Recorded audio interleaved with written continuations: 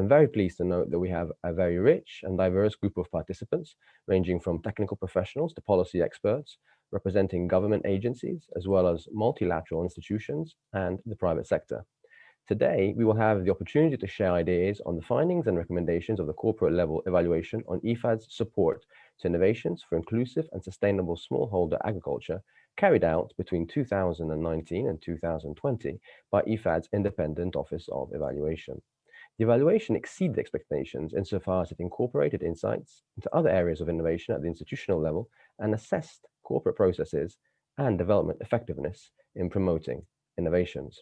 Looking at our agenda now, we will begin the meeting in a few minutes with opening remarks by Mr. Fabrizio Felloni, the interim officer in charge of our Independent Office of Evaluation, and Mr. Donald Brown, Associate Vice President, Program Management Department at IFAD, who will deliver remarks on behalf of Mr. Dominic Ziller, Vice President of IFAD, who will not be joining us today due to other commitments. Following these introductory remarks, Ms. Irene Arias-Hoffman, CEO of IDB Lab, will deliver a keynote address. Thereafter, Mr. Maxime Kwesikojo, Lead Evaluation Officer at IOE, will present the CLE's main findings, conclusions, and recommendations. Pamela White and Anne Flockert, Senior Evaluation Consultants at IOE, will present innovative examples identified by the CLE team. These presentations will be followed by examples of regional and partnership initiatives for transformative innovation, which will be introduced by Mr. Donald Brown and delivered by our IFAD directors, Nigel Brett, Director of the Asia and the Pacific Division, Sarah Mbao Bunu, Director of the East and Southern Africa Division, Dina Saleh, Director of the Near East, North Africa and Europe Division, Rossana Polastri, Director of the Latin America and the Caribbean Division, and Margarita Astralaga, Director of the Environment, Climate, Gender and Social Inclusion Division. Thereafter, Mr. Edward Gallagher, Lead Officer of IFAD's Change, Delivery and Innovation Unit, will deliver a presentation entitled Moving Forward, IFAD's Innovation Action Plan. Further insights from a private sector perspective will be shared by Mr. Andrew Haley, Managing Director of Accenture, who will discuss opportunities for scaling up innovation through public-private partnerships. Having wrapped up these insightful presentations, it will be my pleasure to open the floor for what I am sure will be a fruitful Q&A session, during which our expert panelists will address some of the most pressing questions posed by our audience. Following the Q&A session, Mr. Fabrizio Felloni will bring our event to a closure with some final closing remarks. On a final note, before I hand over the floor to Mr. Felloni, I would like to invite all meeting participants to pose questions throughout the event by typing them directly into the webinar Q&A box, which you will see at the bottom of your screens. In order to ensure that the most interesting and pressing questions are brought to the forefront, I would like to invite participants to review the questions posed in the Q&A section before posting new ones, and to vote for those that they consider most important throughout the session. It will be my pleasure to bring those questions with the most votes to the attention of our expert panelists during our live Q&A session. And now, without further ado, it is my great pleasure to introduce Mr. Fabrizio Felloni, Interim Officer in charge of the Independent Office of Evaluation of IFAD. Mr. Felloni has worked on international development evaluations since the year 2000, leading and participating in corporate level evaluations, country program, as well as project level evaluations in Africa, Asia, Latin America, and Eastern Europe. Sir, the floor is yours. Thank you very much, and I hope my voice can be heard. So I will start. Distinguished members of the governing bodies of IFAD, Mr. Donald Brown, Associate Vice President, Program Management Department of IFAD, colleagues from IFAD, colleagues from our own-based and partner organizations, ladies and gentlemen, welcome to this learning event on the corporate level evaluation of IFAD support to innovations for inclusive and sustainable smallholder agriculture, which is organized by the Independent Office of Evaluation of IFAD. The event is virtual this year, and we have a large number of participants. Thanks for attending. Let me express my sincere appreciation, first of all, to IFAD's management for the support to this evaluation. And let me also thank the guest speakers of today, notably Mrs. Irene Arias-Hoffman of the Inter-American Development Bank, Mr. Andrew Haley of Accenture, who will deliver keynotes. I look forward to hearing about their experiences and similarities and differences compared to IFAD. I also understand that directors from regional and technical divisions of IFAD will attend the event, and thank you for your availability. Last but not least, let me thank you, the evaluation team, led by my colleague, Mr. Maximin Kojo, Lead Evaluation Officer. Also, I would like to thank two team members, particularly Mrs. Pamela White and Mrs. Anne Floquet, who will also be speaking today. And let me also thank Mrs. Laura Morgia, who supported the evaluation, the conduct of this evaluation, also helped organize this event. Let me first state that IFAD has recognized the prominent role of innovation in achieving its mandate since the late 1990s. And this topic has been steadily gaining importance within the fund ever since. Looking at the broader picture, the 2030 agenda has reaffirmed the critical importance of agricultural innovations. Indeed, in order to meet increasing food demand, effective agri-food systems are required. Working with a business as usual approach will not be sufficient. This evaluation defined innovation as new processes, solutions, or approaches with the ultimate purpose of improving performance. And it applied a system approach to assess holistically innovation supported through IFAD financing. This includes looking at the innovation-related elements interlinked in dynamic processes, looking at the actors contributing to these processes and how they're interacting, looking at the linkages between objectives, so a result hierarchy, and supportive institutional framework.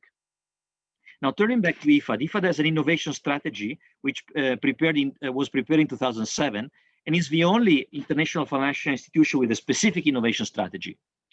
The evaluation highlighted that the innovation strategy outlined valuable or broad pathways for promoting innovation. It did not specify, though, objectives nor an operational framework. And the absence of consistent guidance during the stage of project, design, implementation, and completion led to promoting a large number of innovation that tended to be effective, but relatively small and standalone, dealing with individual elements of the agri-food system. This innovation generated positive changes, for example, in terms of agricultural productivity, production, gender empowerment, and natural resource management. However, standalone innovation were less likely to lead to transformative changes that can be self-propelled and scaled up. The evaluation of several different innovations addressing the diverse challenges across the entire agri-food system were more likely to lead to transformative changes. So what is the way forward now? The evaluation recommends that IFAD set clear corporate strategic goals for innovation agenda, but also set an operational framework with guiding principles and actions for country programming, for project design, implementation, learning of lesson, and supportive resources. It recommends enhancing an innovation culture within the fund's business model, for example, through funding initiatives to elicit an appetite for innovation and to encourage risk-taking initiatives. It recommends dedicating further attention to a system approach and to bundling of innovation that have better opportunities to be transformative. I'm confident that our speakers will provide further insights to the topics by exploring examples and leading us into lessons and challenges related to this important topic. I wish you a frank and constructive dialogue after our presentations. Thank you for being with us today. And now, let me give the floor to Mr. Donald Brown, Associate Vice President of IFAD's Program Management Department, for his remarks. Thank you, Fabrizio, and welcome everybody. Excellencies, distinguished guests, partners and friends for joining us today from the different parts of the world. I think I noted currently we're on about 110 participants or so great to see so many people.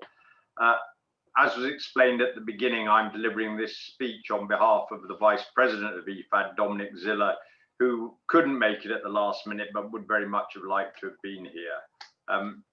So on behalf of IFAD's management, I'm very pleased to be representing IFAD today at this important learning event organized by the Independent Office of Evaluation on its report on IFAD's support to innovations for inclusive and sustainable smallholder agriculture.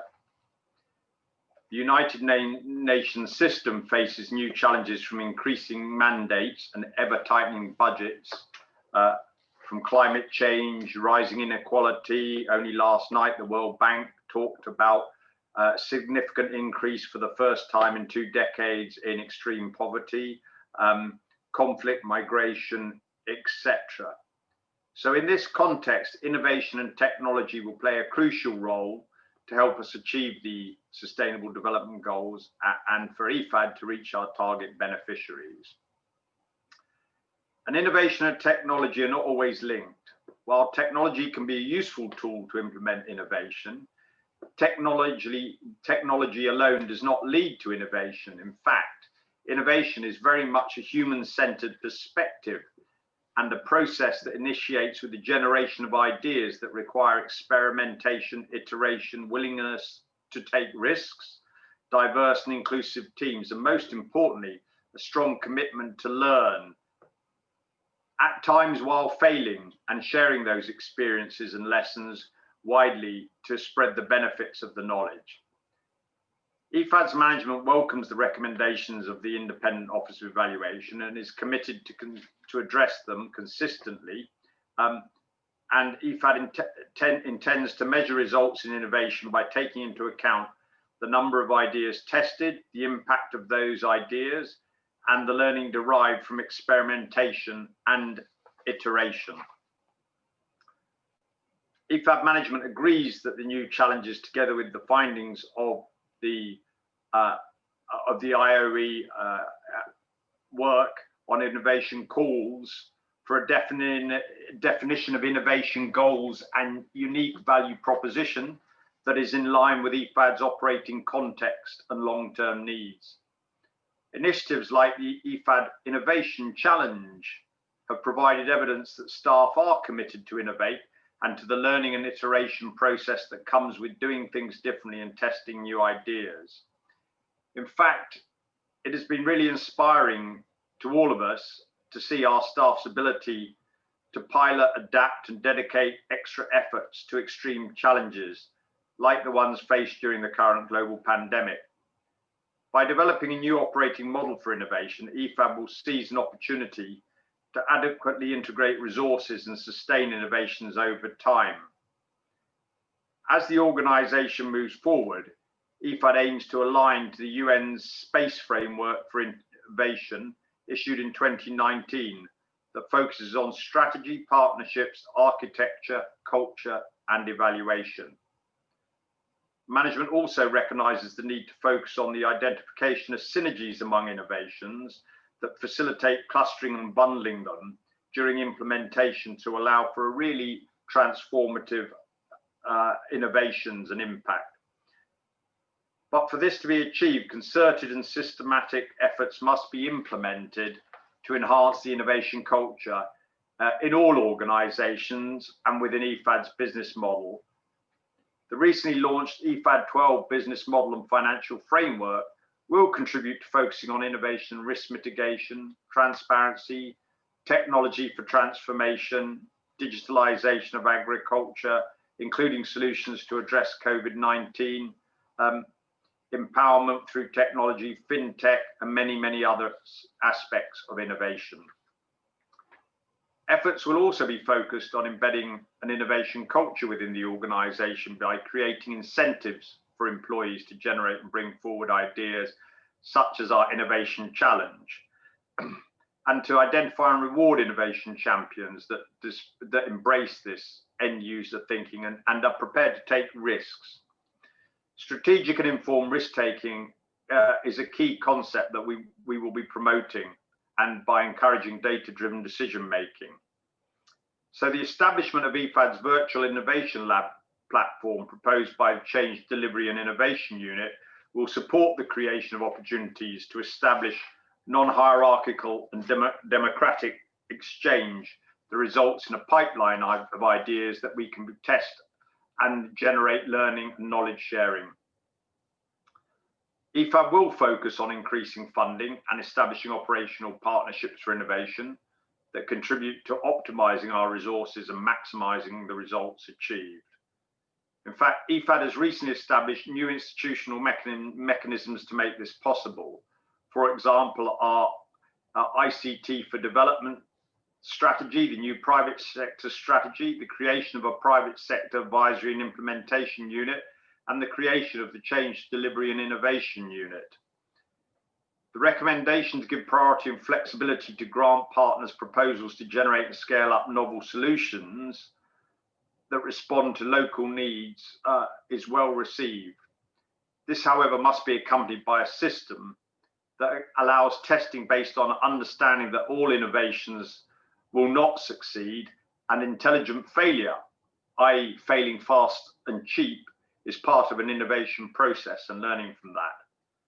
To support the creation of spaces and opportunities to identify synergies among stakeholders, the Change, Delivery and Innovation Unit is establishing the Innovation Network, a virtual platform of stakeholders and engaging with partners in initiatives that include learning and knowledge sharing activities such as today's event.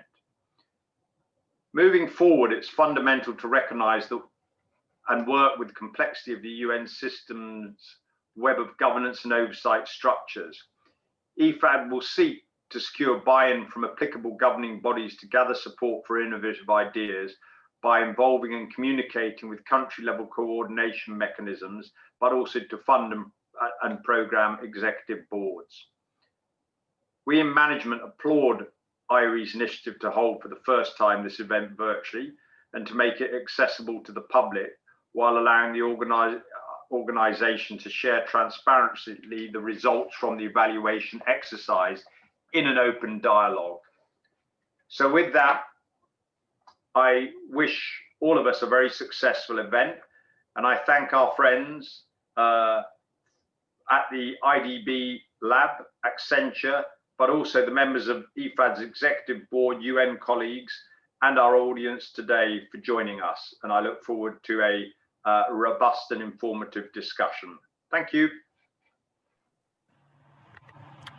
Thank you, Mr. Filoni and Mr. Brown, for those opening remarks and for highlighting the importance of enhancing an innovation culture within IFAD's business model and the need for the fund to set clear corporate strategic goals for its innovation agenda, together with an operational framework with guiding principles and actions for country programming and project design, implementation, learning of lessons, and supportive resources. I would now like to introduce Ms. Irene Arias Hoffman, CEO, IDB Lab, Inter-American Development Bank.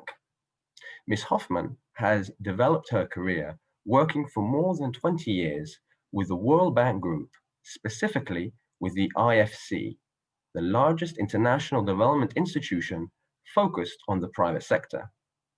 Her focus has been on innovation, venture capital, and fintech. Madam, the floor is yours. Thank you very much.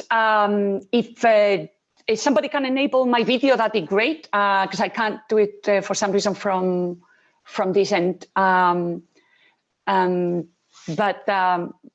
Okay, perfect.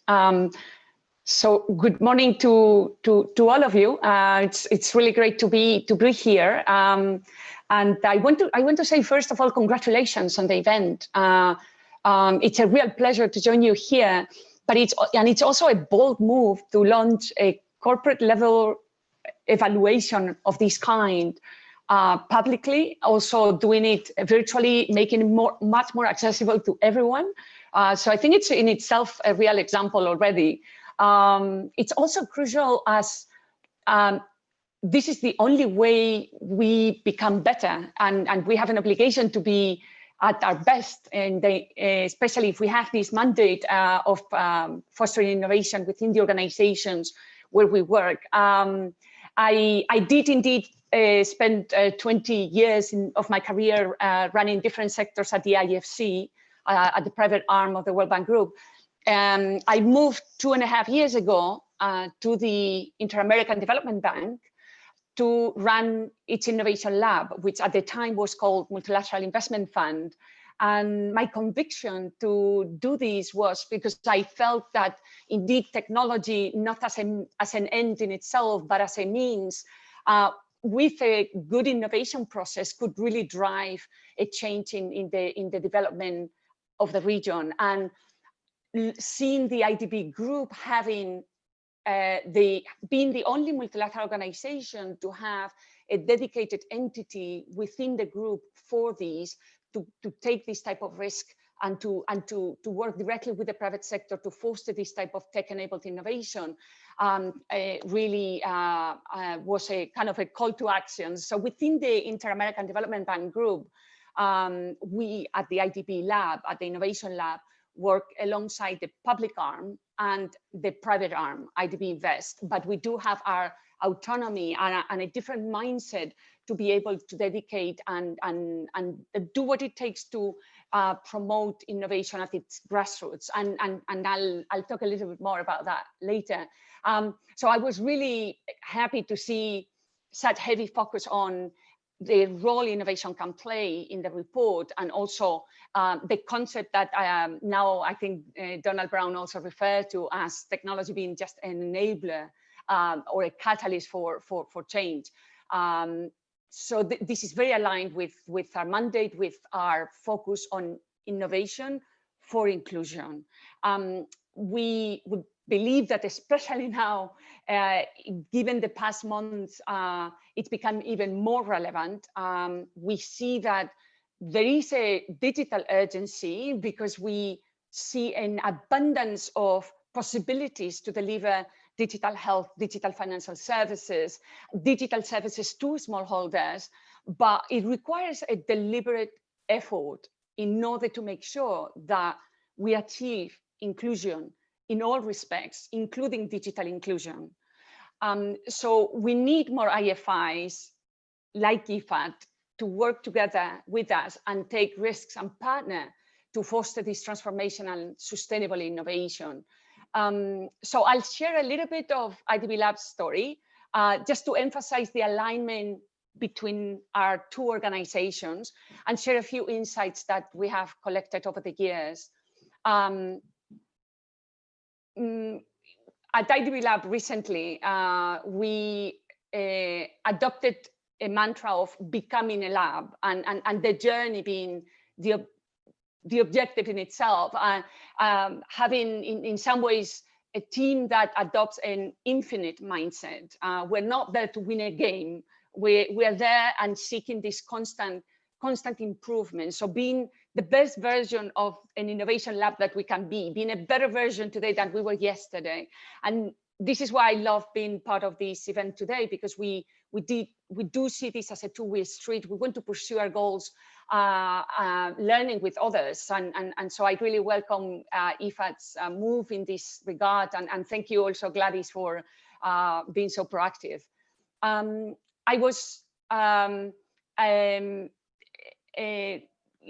I said, really motivated to come to the IDB to run IDB Lab, because I did believe that when the innovation part innovation is not anyone's monopoly, and it's great that it's ingrained in the culture of the entire organization, the group, in our case, the IDB group.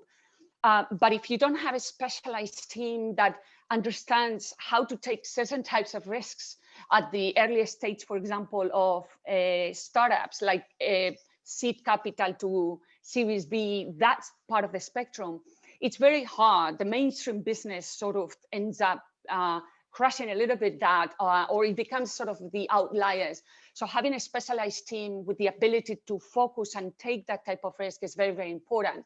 In that sense, we think of IDB Lab being the smaller part of the three parts of the organization, but being like the air that you push into an engine. And we use air as a metaphor, well, partly because I used to love to fly small planes, so I tend to use this type of metaphors, but it's also the A for agility, the I for ideas. Our team more and more is a kind of why not team or what if team, thinking always about being curious about how else can we solve a problem.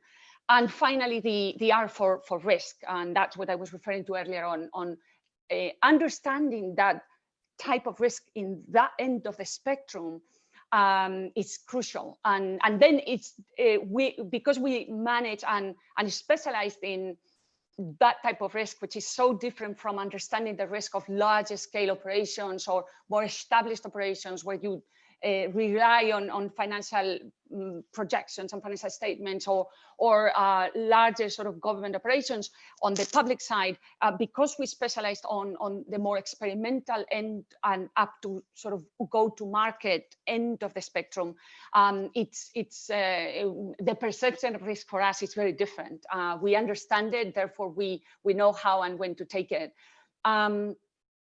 Also, one interesting thing that I loved about the setup at the IDB group is that at IDB Lab, we kind of sit in between the public and private sectors and civil society. So in some ways, we are a sandbox, and we invest in very different type of actors. Often the partners that we have in the region are partners that are kind of unusual in development. They are not your traditional development partners. Some are, some nonprofits or some private sector companies that are transforming themselves and willing to challenge themselves and disrupt themselves and go through a digital transformation journey. So they continue to work with us. But others are founders of startups and others that have very little experience working in development with international organizations, and let alone integrating their solutions in, let's say, a public health system for a health tech company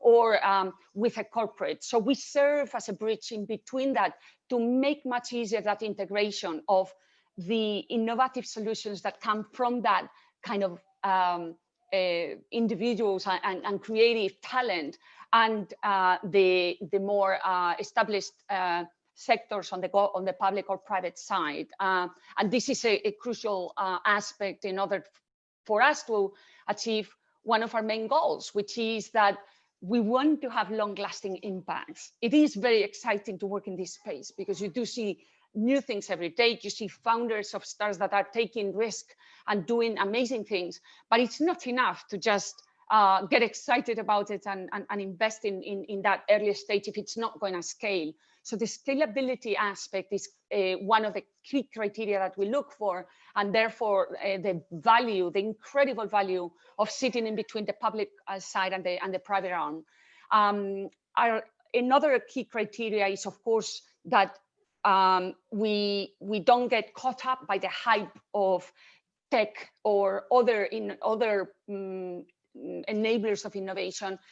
That we get centered in the purpose that we are there to serve, and the improvements in people's well-being and environmental sustainability is our purpose, including supporting smallholder farmers, which is where we connect so well with IFAD. We want to reduce the cost of the products and services that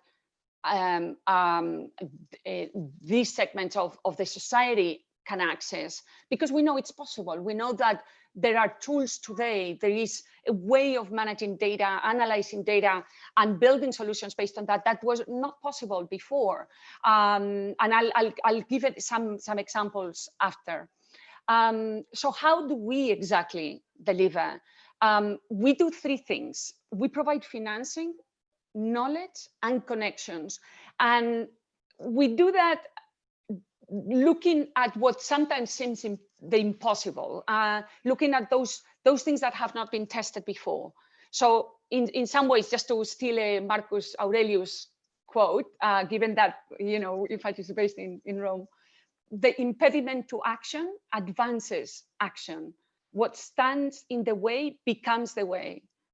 And we saw that in full action during the initial weeks of the pandemic, because we put together the financing, the knowledge, and the connections in full action in a sector like health for the emergency, the health emergency in the beginning of COVID, where we had not worked that much before. But the methodology and the approach to innovation was very clear, and we could apply it very quickly to that vertical that we had not done massively before. And in a couple of weeks, we had from our innovation partners in the region 500 amazing proposals to address the needs for better diagnostic, better healthcare solutions, medical equipment. And we selected the top 20 of those, issued a small piece of financing, really, because the financing ticket was not necessarily very big. It was a prototype type of financing that we call it. And in basically in a month, we had these 20 prototypes going with lots of partners in the region and with a historical level of mobilization. These are things from diagnostic tools like Unima in Mexico. These are also production of equipment like mechanical ventilators in Colombia, in Spiramed, where two entrepreneurs, two corporates that pivoted to produce them, and Ruta N as an articulator of the innovation ecosystem in Medellin, plus the public health authorities, did in record time what seemed impossible. And that was the production of an open source mechanical ventilator that could be replicated elsewhere and that had the certification of the INVIMA, the regulatory body. So we can learn a lot from the public-private partnerships that flourished during these emergency actions, because everybody was focused on a common purpose. And I think we can take a lot of lessons from the methodology and the way of working across sectors that we've seen in the health sector now to benefit other sectors, including in how to better reach smallholder farmers with innovative solutions. The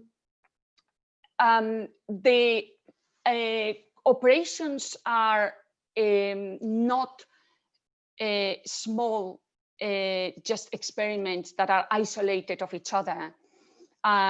We look to build ecosystems or an ecosystem of platforms, and I'll explain what I mean by that. We're not just planting individual trees as separate projects in different countries. We operate in the 26 countries of the region, and we have presence in others, including all over the world, to tap onto innovation elsewhere in the world. And there could be a risk that we have a lot of great but isolated projects. So we look at how to systemically solve certain challenges by building these solutions through a concept of an ecosystem of platforms that are of three different kinds. One kind of platform are deep tech. We're not programmers per se, but we do partner with our tech lab, the technology colleagues in the technology department of the IDB, where we do see a market gap, and we think that in order to accelerate and massifying the use of a certain technology that could be incredibly disruptive and beneficial for the poor and vulnerable population, we go that route. So that was the case with some of these deep tech platforms. For example, LagChain. LagChain is a blockchain, common, publicly available free infrastructure, where we decided to take that step because we had about 30 use cases, including many in the agri sector, to use blockchain for better certification, traceability of the value chain, and give it more value at the end of the day to the small farmer. But these were isolated use cases. But what would it take to reduce the cost of entry and to make it much, much easier to use this internet of value? And we came to the conclusion that it required building it as a common public good. So we built this infrastructure, which is something that we would love to explore with IFAD, how to also put it at the service of a lot of IFAD's target clients, beneficiaries, etc. Second type of platform are connecting the connection platform. So connecting startups with investors. There are many platforms like that in Latin America and the Caribbean, but they tend to be country focused or slightly disintegrated. Nobody's really taking it at the regional level. And finally, thematic platforms. For example, to tackle biodiversity, we've set up Leticia, which is a platform specifically linking with geospatial data, with institutional from Esri, institutional data from Salesforce and other sources, and investor data of who among these commercial and impact investors and institutional investors wants to make a difference in the Amazon and its biodiversity. and bringing it all in order to basically create much more efficient channels of exchanging information and making these connections and transactions at the end possible towards a common goal, in this case, biodiversity. So tech platforms, connections platforms, and thematic platforms form this ecosystem of platforms that we're building. We do rely a lot on our knowledge, and having built for 27 years now the venture capital industry in Latin America and the Caribbean, because a lot of the source of innovation and new ideas is coming from the entrepreneurs of the region. And it's something, I mean, the industry has grown quite a lot in the last few years. Just in the last 3, it doubled to become an industry that mobilizes or receives about $4.5 billion of financing every year. It's still, the opportunity is huge for it to grow because for a region of 650 million people, it's the same size as the venture capital ecosystem in Israel. So we still have a lot of work to do, but we are very, very rooted, having invested and pretty much seeded most of the first-time fund managers in the region that fund the venture capital, that fund startups in the region. And the value that they can generate is enormous. The tickets at the beginning may be small, but we calculated that startups that have raised more than $1 million in Latin America and the Caribbean have generated more than $260 billion in value, and most of it in the last 4 years. You mentioned at the beginning fintech, and indeed more than a quarter of these are in the fintech space. And this is where we've also have the most mature of our portfolio of 350 startups in which we have invested, and where we have seen already most of the success in terms of scalability by the private arm of the group, IDB Invest. Cubo Financiero in Mexico, Creditas in Brazil. These are all fintech platforms that have grown exponentially and that we gave either pre-seed, seed, or Series A or B capital, and now IDB Invest is funding them as a sort of mainstream client. Thank you, Ms. Thank you so much for the opportunity to be with you today.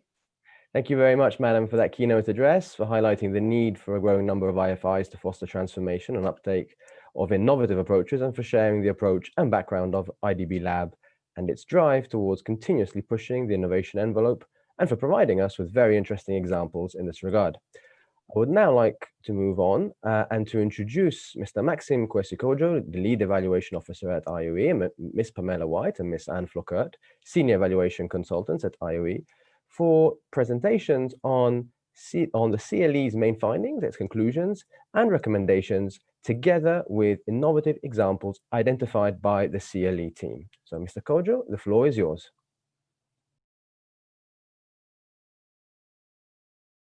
Thank you.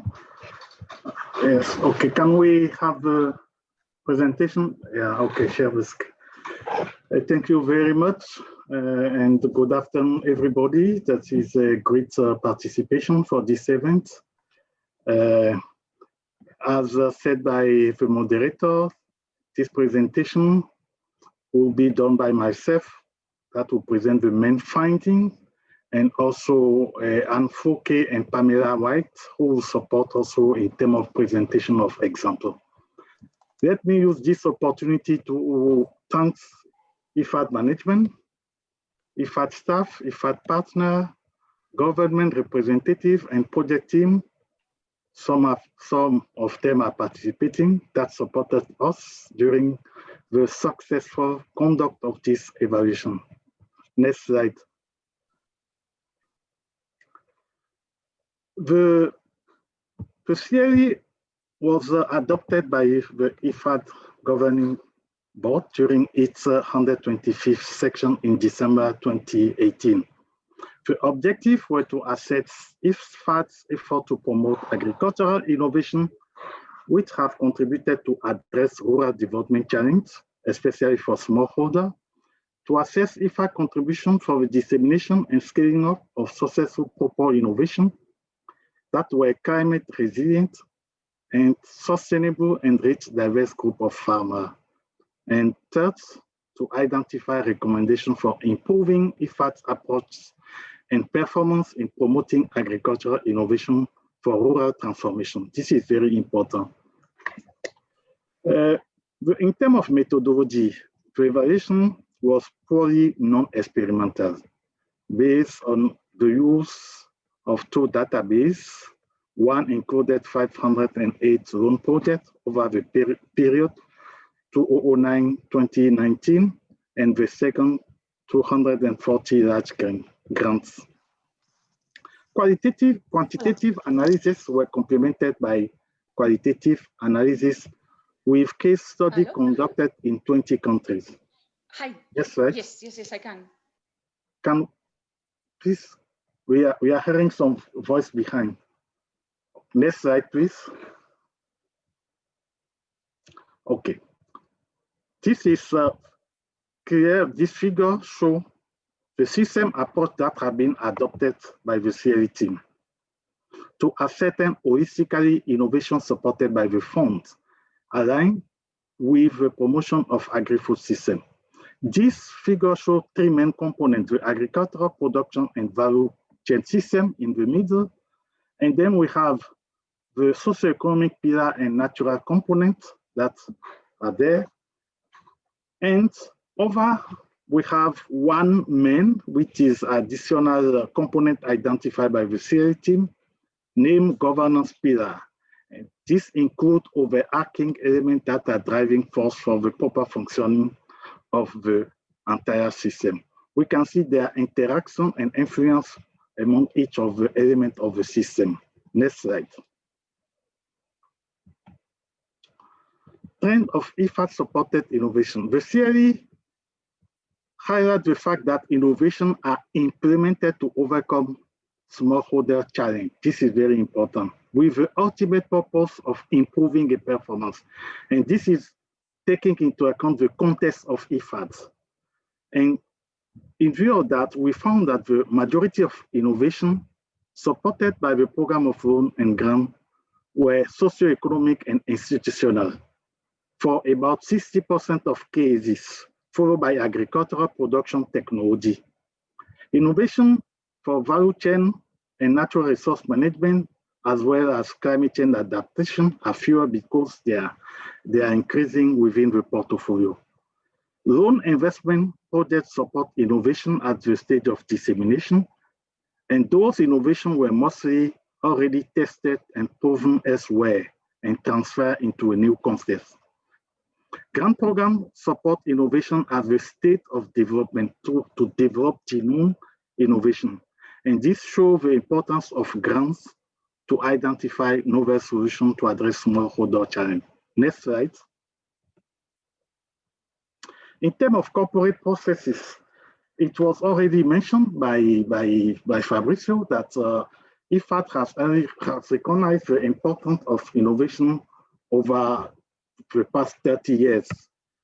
And in 2007, the innovation strategy was approved and implemented. And this has been a key milestone of IFAD innovation agenda. The problem was that there was no corporate objective assigned at that moment or defined at that moment. But science, innovation, and scaling up became one of engagement principles within the fund. And innovation has been science a keyword within the organization.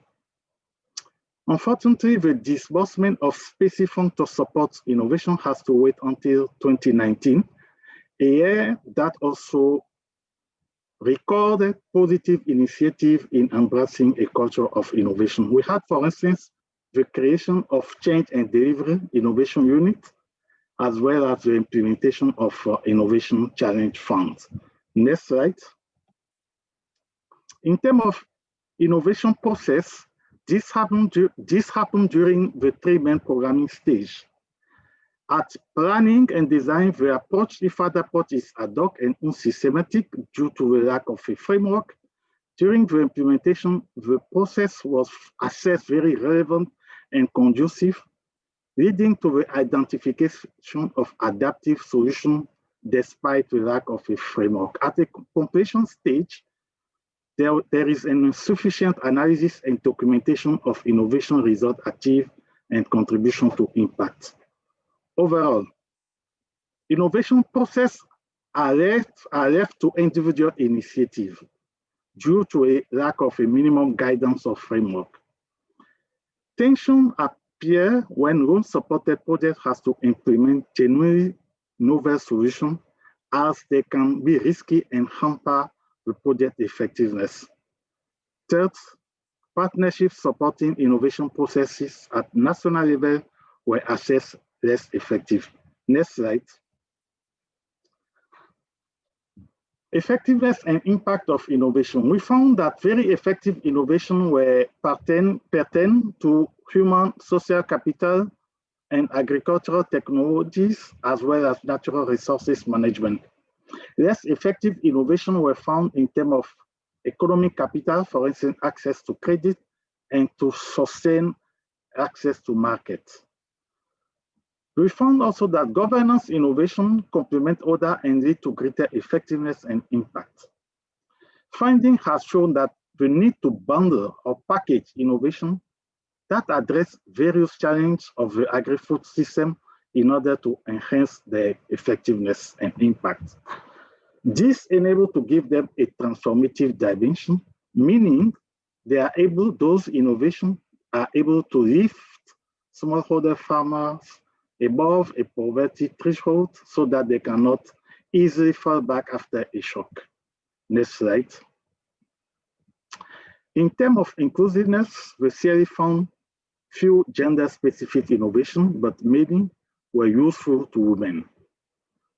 When socioeconomic innovations are combined with governance one, they are more impactful for women empowerment.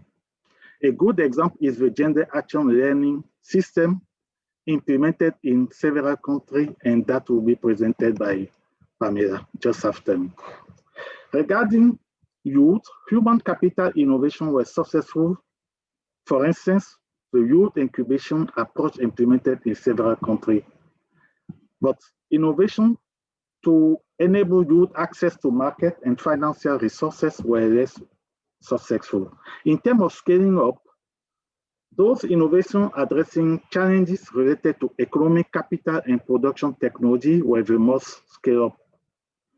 Package of bundle innovation were more and are more likely to be scaled up because they have a transformative feature. Next slide.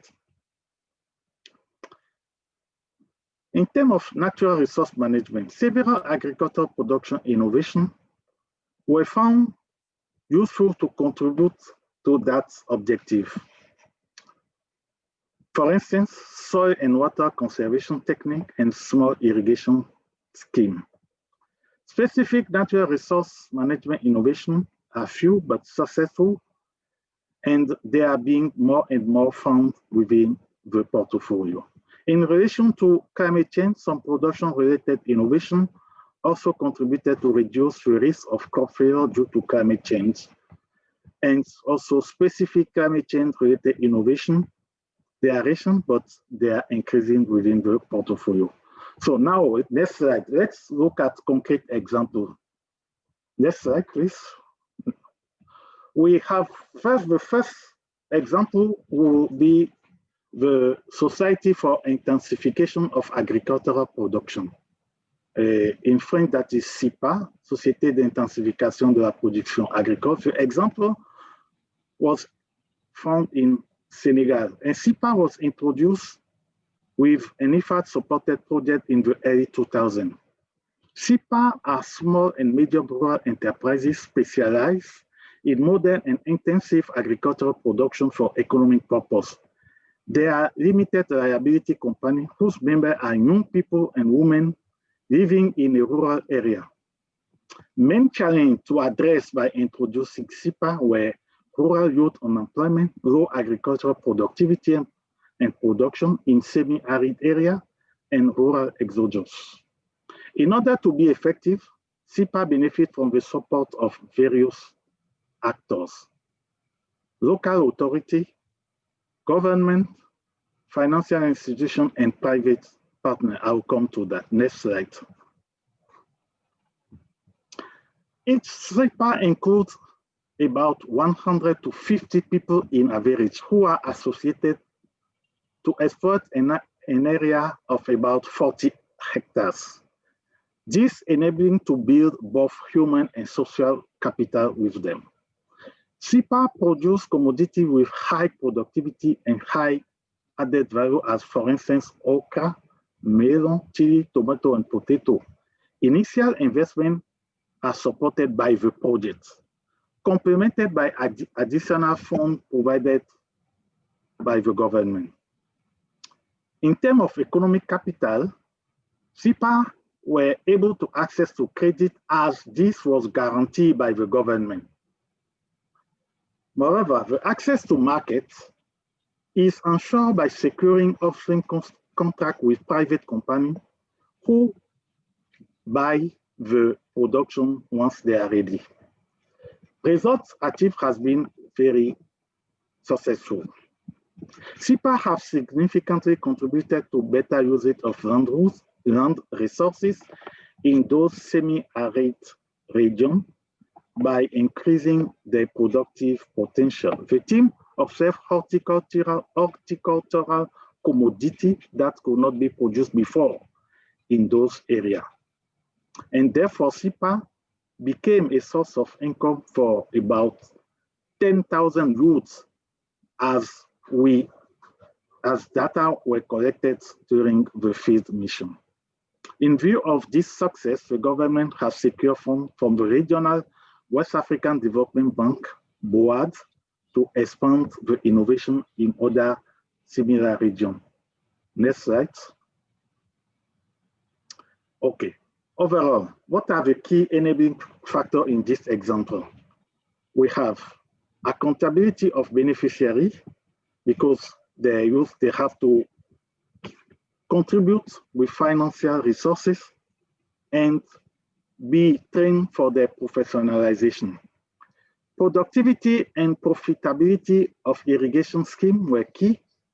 The participation of beneficiaries in funding, I mentioned it, and the involvement of local authority to allocate plots and to give them initial clearance. The production was based on contract negotiated before the cropping start. This is very important, and access to credit that is guaranteed by the government. In terms of constraints, there have been some challenge of landlords to cooperate to allow you to have access to their lands. And this led sometimes to some blockage. There have been slowness in mobilizing the participation of beneficiaries, expensive costs for water pumping that has hampered the economic profitability. That is why the most recent SIPA has developed a solar energy system as a power source. There is also that some SIPA that have highly in debt with the bank, and that hampered their growth. Finally, the low entrepreneurial skill and culture of members constrain SIPA to become real professional company.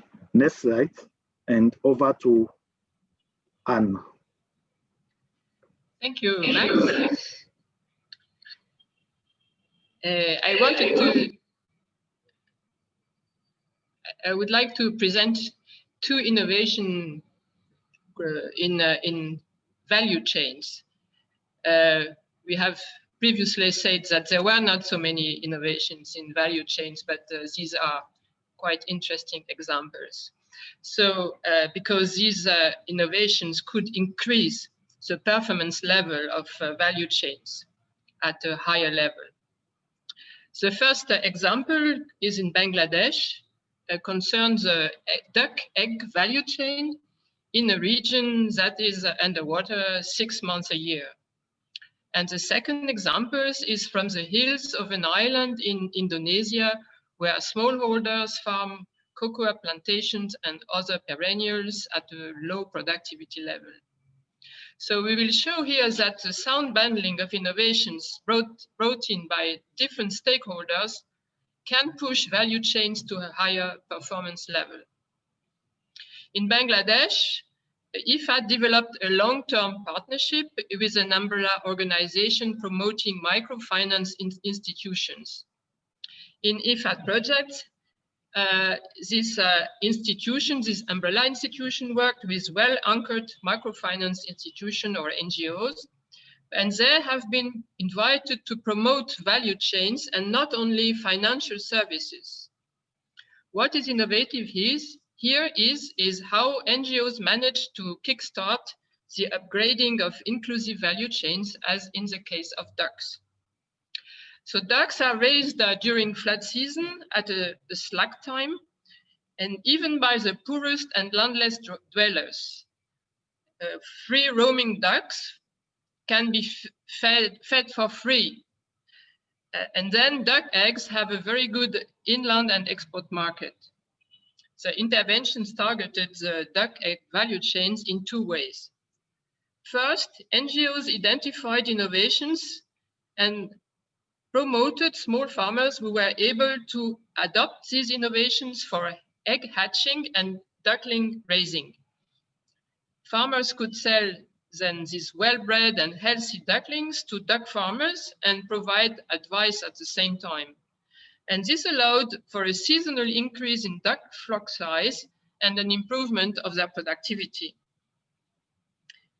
NGOs also offered credit and support to duck farmers group who were organized to obtain veterinary service provision, to purchase inputs in bulk, and also sell their eggs all together. And these social innovations allowed for better prices and higher revenues. In this case, the ability of IFAD project to partner with resourceful innovation organizations on a long-term base and promote the bundling of rather simple and accessible innovations is at the heart of the effects on the whole value chains. This model could then be replicated on other value chains with the same principles of bundling innovations to push the value chain trajectories on a higher productivity level. Next slide. In Indonesia, cocoa smallholder were suffering from decreasing productivity due to both cocoa diseases and soil impoverishment. The supply of cocoa processing industries was being threatened. A large stakeholder, Mars Chocolate, invested then in research, breeding more resistant cocoa variety, and in training farmers who were then able to act as cocoa doctors, identifying cocoa diseases and raising healthy cocoa seedlings in nurseries for the surrounding smallholders. Subsequent IFAD projects developed a partnership with these stakeholders and supported the cocoa doctors with a small grant. They also increased the purchasing power of cocoa farmer groups through revolving funds, while these smallholders were encouraged to improve their farms on their own terms. And IFAD also supported the extension services effort to organize farmer field school for this crop, which was formerly poorly addressed. This 4P partnership has been profitable for all parties, each of which brought a set of innovations.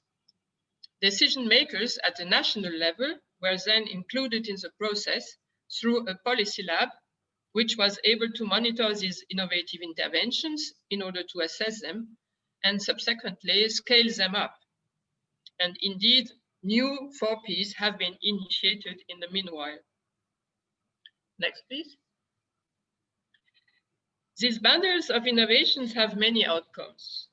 For smallholders, access to better resources improves their income and their ability to take advantage of urban and export markets or of processing industries through a better positioning as groups or cooperatives within the value chains.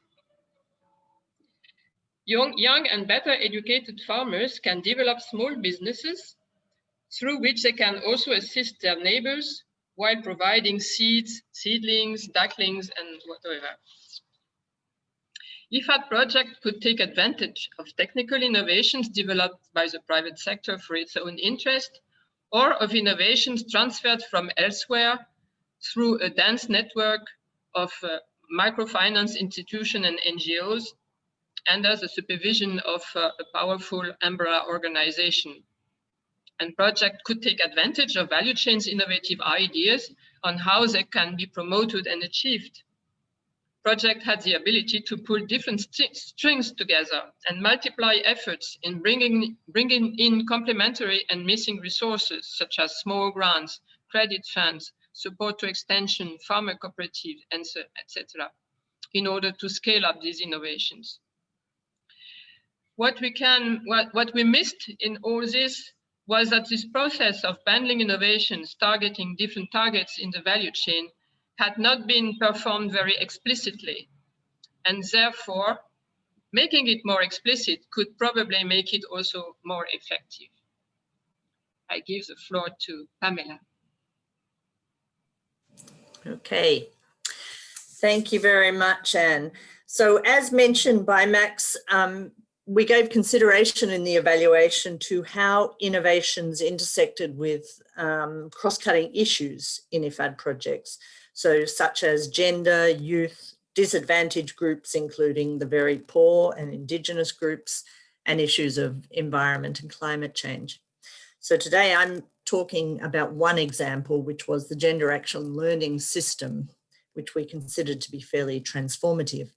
We looked at the IFAD policy on gender, which has three main areas. It's to promote economic empowerment, to also promote equal voice and influence in rural institutions and organisations for women, and to achieve a more equitable balance in workloads and sharing of economic and social benefits.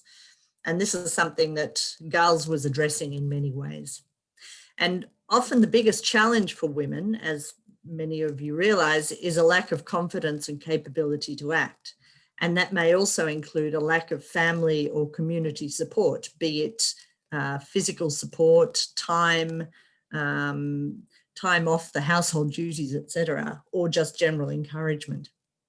So the GALS innovation was intended to address these constraints, all of those constraints, via household level methodologies. And it was bundled together with access to resources, capacity building and social support in this particular joint program, the Rural Women's Economic Empowerment Program, which has been implemented by FAO, UN Women, World Food Programme and IFAD, along with NGOs at local level. And we felt that this was quite a transformative impact that the GALS had had.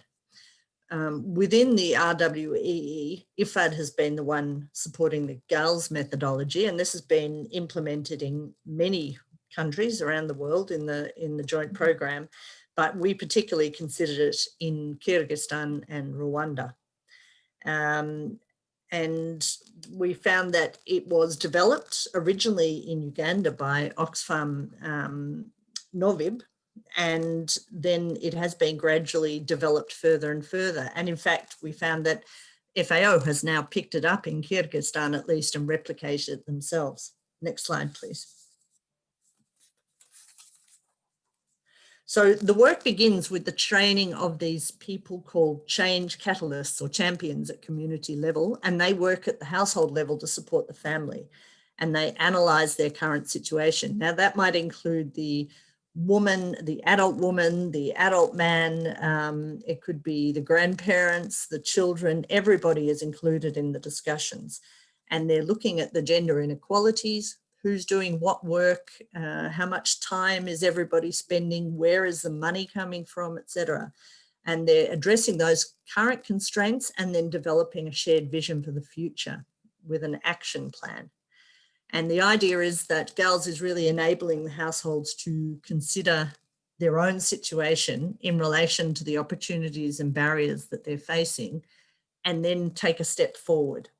So it's useful because it's quite adaptable. It can be used to fit local conditions. For instance, in Kyrgyzstan, the women were saying they didn't want to use the process that had been used in Africa, which involved a lot of song and dance, and also people drawing pictures of their situation, because they said, no, we're a very literate people and we'd like to write proper plans. So you can change it and use all different sorts of tools. And it can also be adapted so that GALS can apply two approaches. So they can look at the poorest households and use very basic hygiene changes, or mentoring. And then for the stronger households, it can be used to discuss business plans.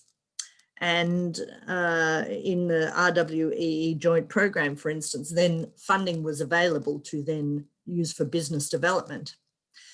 I saw in Kyrgyzstan, for instance, that the GALS methodology has been taken a bit further, and there's a new process called the Business Action Learning for Innovation, the Bali methodology. And that has the same community champions as the GALS, but it's taking it a lot further within the household. So looking at business innovations and providing capacities for business development and management and marketing skills and financial skills for rural women.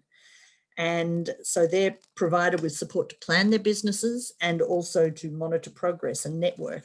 But this was a fairly new innovation, so we didn't sort of call it as a real innovation yet because we haven't proven is it going to stick, whereas it does seem that the GALS is sticking.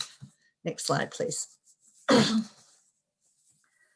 So the outcomes of the GALS seems to be transformative in the sense that it's really helping these women to identify the issues in their own lives and make transformations.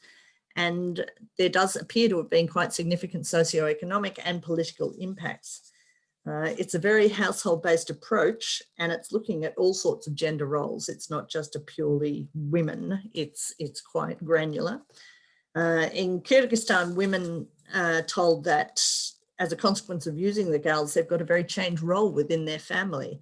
They're being given more respect by their mother-in-law and their husbands. They're allowed to go out and work outside of the home. They're earning money for the family, and the balance of workload within the household has changed. And some of the women have also been empowered politically. They've become more active. They've been lobbying the local self-governance offices on local issues, and some of them have even stood for the local elections. In Rwanda, we heard that one of the benefits of GALS had been that many women have become much more active in farmers' organisations and also the greater project activities. So that's been useful for the whole community. And for instance, IFAD Guatemala recently won an award for their work on gender, and that included work with the GALS methodology.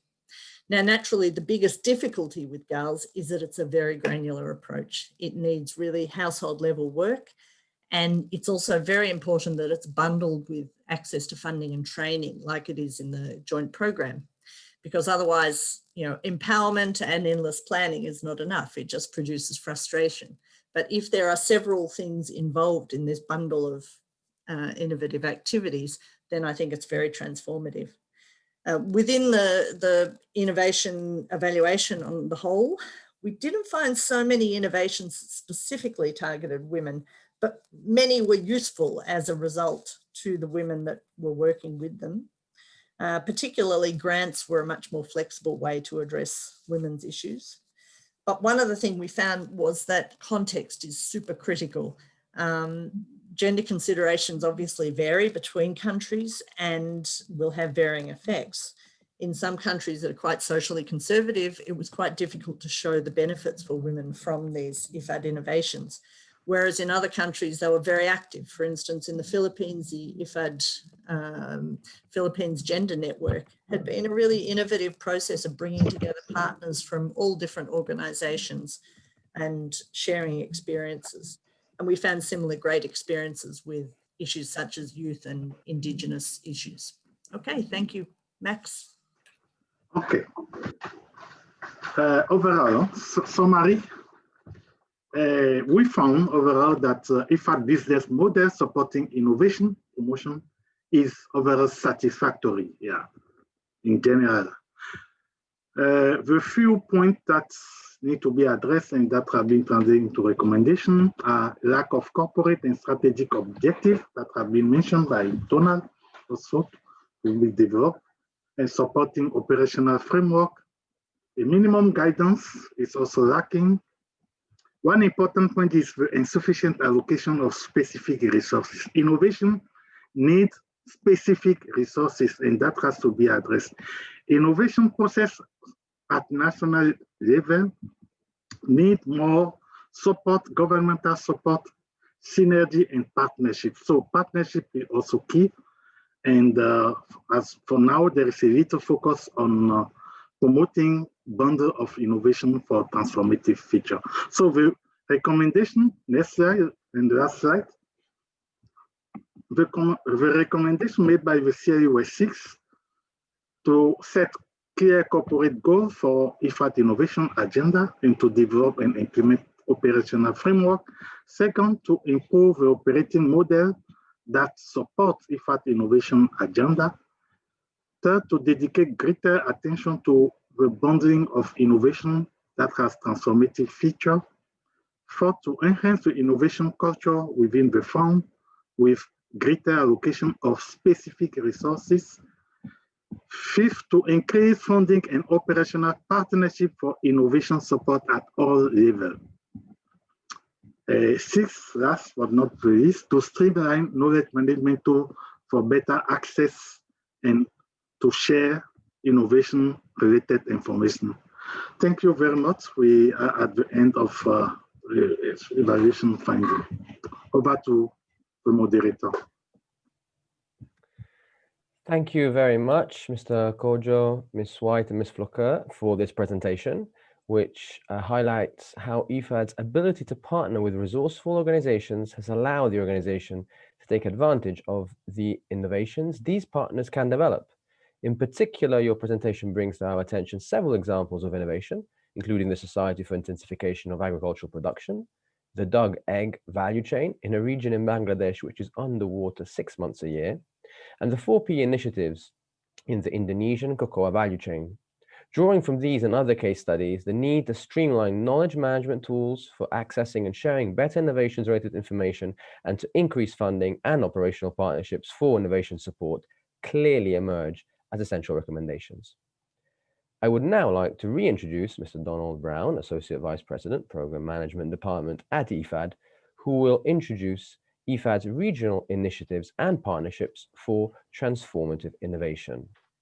Sir, the floor is yours. Thank you, and thank you to IOE for that extensive PowerPoint. It brought out a lot of very interesting issues, which I hope you all enjoyed. And obviously, for those of you who are interested to understand how management have responded, there is a management response available for you. But suffice to say that much has been done since that study. And, you know, this is a very fast moving and dynamic area, including for IFAD. So we thought it would be useful to complement what you've just heard now by asking a few of the directors closest to operations to talk a little bit about each to choose an example of something in their area that they're most proud of, or that's a good example of innovation through the country programs and through our own sector work. So in that context, you'll hear from Nigel Brett, our Director for the Asia Pacific region, about how a Pro-Poor innovation became a national program in Nepal. You'll hear from Saram Bargo on an innovative public-private partnership for livelihoods in East Africa, and from Dina Salah on agriculture investment data analyzer tool that we developed in our Near East, North Africa regions, and Rosanna Palastri on innovative solutions for rural development and youth in Latin America and the Caribbean, and from Margarita, our Director for Environment and Climate Change and Gender, on some biogas innovations and alleviating natural resource pressures with multiple benefits for small farmers. So they will just give you each a short example from their regions, and we'll start that global journey, global innovation journey with Nigel from Asia. Thank you. Over to you, Nigel. Thank you very much, Donal.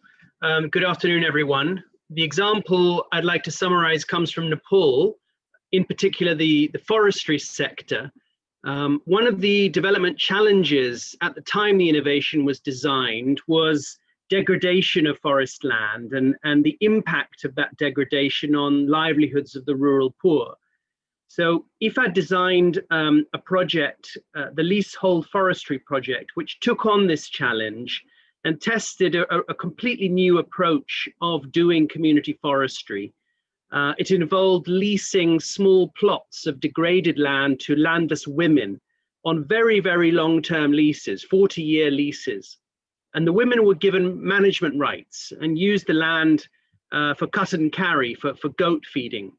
And very quickly, under the improved management, the land became forested, and this enabled women to have highly profitable goat microenterprises. And so you had simultaneous environmental and social benefits. The barren land became forested, and the women moved out of poverty as a result of their microenterprises. Now, Irene in her presentation mentioned the importance of scale. There's no point innovating like this unless you get serious scale from the successes. Now, in this case, because of the success of the pilot, the government took note and included the approach as a core program in their poverty reduction strategy, and also approved a leasehold forestry policy to back up the program. So what started as a very small pilot ended up as a nationally funded program with its own policy framework. And I want to highlight three of the key sort of interesting elements behind this. First, it didn't happen overnight. It took years of trial and error and experimentation, of R&D to come up with a viable innovation and to scale it up. And the lesson, I think, is that, you know, innovation can be a bumpy ride, and you need to be willing to take the risks, have the patience, and take a longer term perspective if you want to see the scaling up of the successes. Second point I want to make is that a key factor behind the successful R&D phase is having a highly qualified technical team to backstop the innovation process and to help generate the, the credible data and evidence of the impact. And in this case, we had FAO providing a CTA. So it was a good example also of RBA collaboration.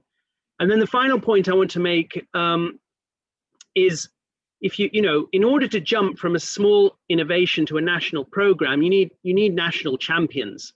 In this case, we had a broad coalition of highly effective national champions, senior government officials who visited the project, influential national NGOs, and these national champions took the baton from the IFAD FAO team and pushed for the big changes in the national legislation.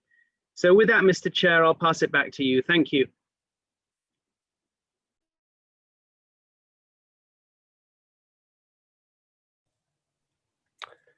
Thank you very much, Mr. Brett, for that very interesting and very pertinent example, which invites us to reflect on how IFAD-funded projects may help reverse environmental degradation and bring people out of poverty. And second, on how, as a result of impressive project performance, governments may decide to integrate project approaches into their own poverty strategies. I would now like to introduce Ms. Sarah Mbunu, Director of the East and Southern Africa Division, for a presentation on innovative public-private partnerships for livelihoods. Madam, the floor is yours. Thank you, Alexander, and good afternoon, colleagues. Very interesting discussions.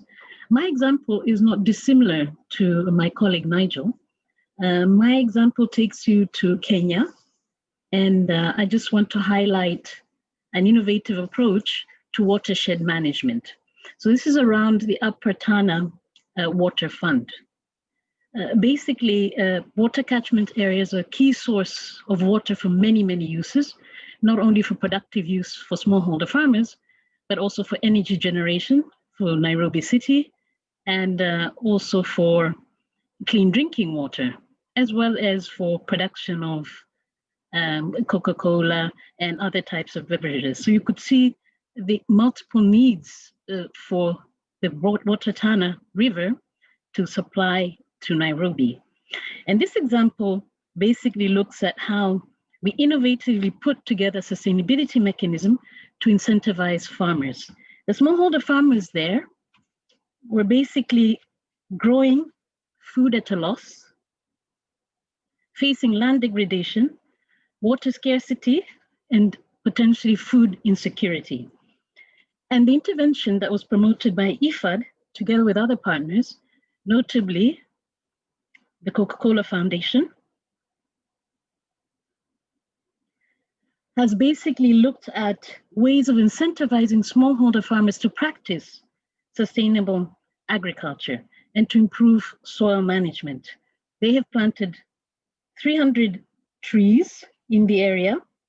They have also adopted soil conservation and water saving methods. To date, because of this initiative, we have roughly 35,000 farmers enrolled in mobile data monitoring and extension platform, where they're able to get up-to-date information on extension. We have a total of 500 hectares of forest rehabilitated. We have a 50% reduction in sedimentation concentration in the River Tana. And we have Nairobi City Water and Sewerage Company saving roughly $250,000 by avoiding filtration costs, reducing sludge disposal costs, and experiencing fewer shutdowns. On top of that, we have 27 million more liters of water flowing into Nairobi every single day, and an increase of roughly 3 million per annum in improved yields, all because we have incentivized the smallholder farmers on the catchment, on the water source of the River Tana to adopt improved farming methods. This has also managed to stimulate and inspire private sector participation. And to date, over 70,000 smallholder farmers in the catchment area of Upper Tana have forged a partnership with Froingen Limited to export green beans. They've been able to do this because they received financing to adopt rainwater harvesting, which has met and closed the gap on the demand for irrigated water services. So what was really key about this type of mechanism and this type of innovation? I think not dissimilar to what Nigel highlighted, there was multi-stakeholder governance. So the problem and the challenge was multifaceted, and by leveraging and bringing and rallying around private and public sector together, we've been able to mobilize a commitment to address the challenge. We put together implementation capacity to deliver results, long-term financing to incentivize the smallholder farmers to adopt good practices, and policy and government leadership. This was absolutely essential to be able to bring this together. And then definitely a driver for sustainability is the fact there's a business case, a concrete business case to incentivize the smallholders to continue. And so I think this water fund has been the first example in Africa. It has stimulated another water fund in Cape Town, and to date, there's 25 water funds being prepared, under preparation, right across Africa, from Sierra Leone, in Kaduna, in Nigeria, and other cities. And I think it presents a very good framework for incentivizing smallholder farmers to adopt improved soil management practices for sustainability. It's a really powerful innovation in the face of climate change. So I'll just stop there, Alexander, and back to you. Thank you very much, Madam, for this presentation, which invites us all to reflect on the importance and the difference that innovative public-private partnerships can make in local livelihoods in Africa by promoting the practice of sustainable agriculture, soil management, and by highlighting the impressive results that can be achieved through these approaches. I would now like to introduce Ms. Dina Saleh, Director of the Near East, North Africa and Europe Division, for a presentation on the Agriculture Investment Data Analyzer tool. Madam, the floor is yours. Thank you, Alexander, and good afternoon, delegates and colleagues. Thank you for this opportunity to present an example of innovative initiatives. The example I will share today will not focus on a project-level innovation, but rather an innovative tool for investment decision-making. With almost 93% of our portfolio is in middle income status, the Near East, North Africa and Europe division has a high mix of countries in fragility, but also confronted with public debt issues. Thus, we find ourselves challenged even prior to the pandemic to ensure that our investments are serving the public good, provide value for money, and give high returns for the smallholders, governments, and financiers. The COVID pandemic has brought on new realities and amplified deep structural issues embedded in economic planning and national spending. So deciding where to invest is among every government's most difficult task. Now more than ever, development assistance will be needed and more public spending will be necessary to recover better. Thus, more emphasis will be on smart tools to invest strategically, and this is best done through a deep dive analysis. As we all know, economy-wide models are considered among the most comprehensive tools that government analysts have to support decision-making, with considerations about cost-effectiveness of priority outcomes like growth, jobs, and poverty. However, those models need specialized software that is expensive and require high-level skills in programming, economics, and modeling. Therefore, in partnership with IFPRI, through an IFAD finance grant, we developed a more rigorous evidence-based decision-making tool called the IDA, the Agricultural Investment Data Analyzer, which influences the design and prioritization of policies and investments. So how does it work? In modeling, the data is inputted and pre-run millions of times. Results are saved in the cloud and can be accessed even with slow internet speed. Government officials and development practitioners, but potentially any citizen, will be able to access the online, easy-to-use interface portal, even on their phones, and search for the best matching investment results and design investments. So quick insights into the features of this tool. IDA, it models the whole economy. It also captures indirect spillover impacts. It reconciles data from many sources, and it tracks multiple outcomes. It's really easy to use. So what you need to do is design a package of investments, and IDA reports how your choices affect the economy and the population. Right now, the tool is piloted in 4 NENA countries. This is Egypt, Tunisia, Jordan, and Yemen. It was first tested in Egypt when it was presented to the National Debt Committee and the policymakers when we were presenting the STAR program, which was approved by the December 2019 Executive Board. The tool was used to demonstrate the return on investment and economic benefits of each of the components, and also to calculate the overall return on investment of the program. So we not only ensure that sound government spending is addressed through calculating cost-benefit ratios and showing the wider economic benefits, but also we ensure that the smallholders get the best combination of interventions through a win-win approach by illustrating the results and welfare gains, which serves to incentivize for better ownership and sustainability when all stakeholders are well informed. What are some of the key drivers of success? The most important, in our opinion, is availability and reliability of data. It's also important that ownership is ensured, where the benefits of the tool are well explained to the owners and they're informed of the long-term benefits for sound investments. Some of the constraints we have faced is the reservation by partners to readily share data. And this needs efforts to build trust and show the worth of such a tool. Right now, we have already launched this in Egypt, as I said. It's currently being launched in Tunisia and Yemen. And lastly, we are still trying to build the tool for Jordan. And we hope that this can be scaled up in IFAD wider in the future. Thank you, and over to you.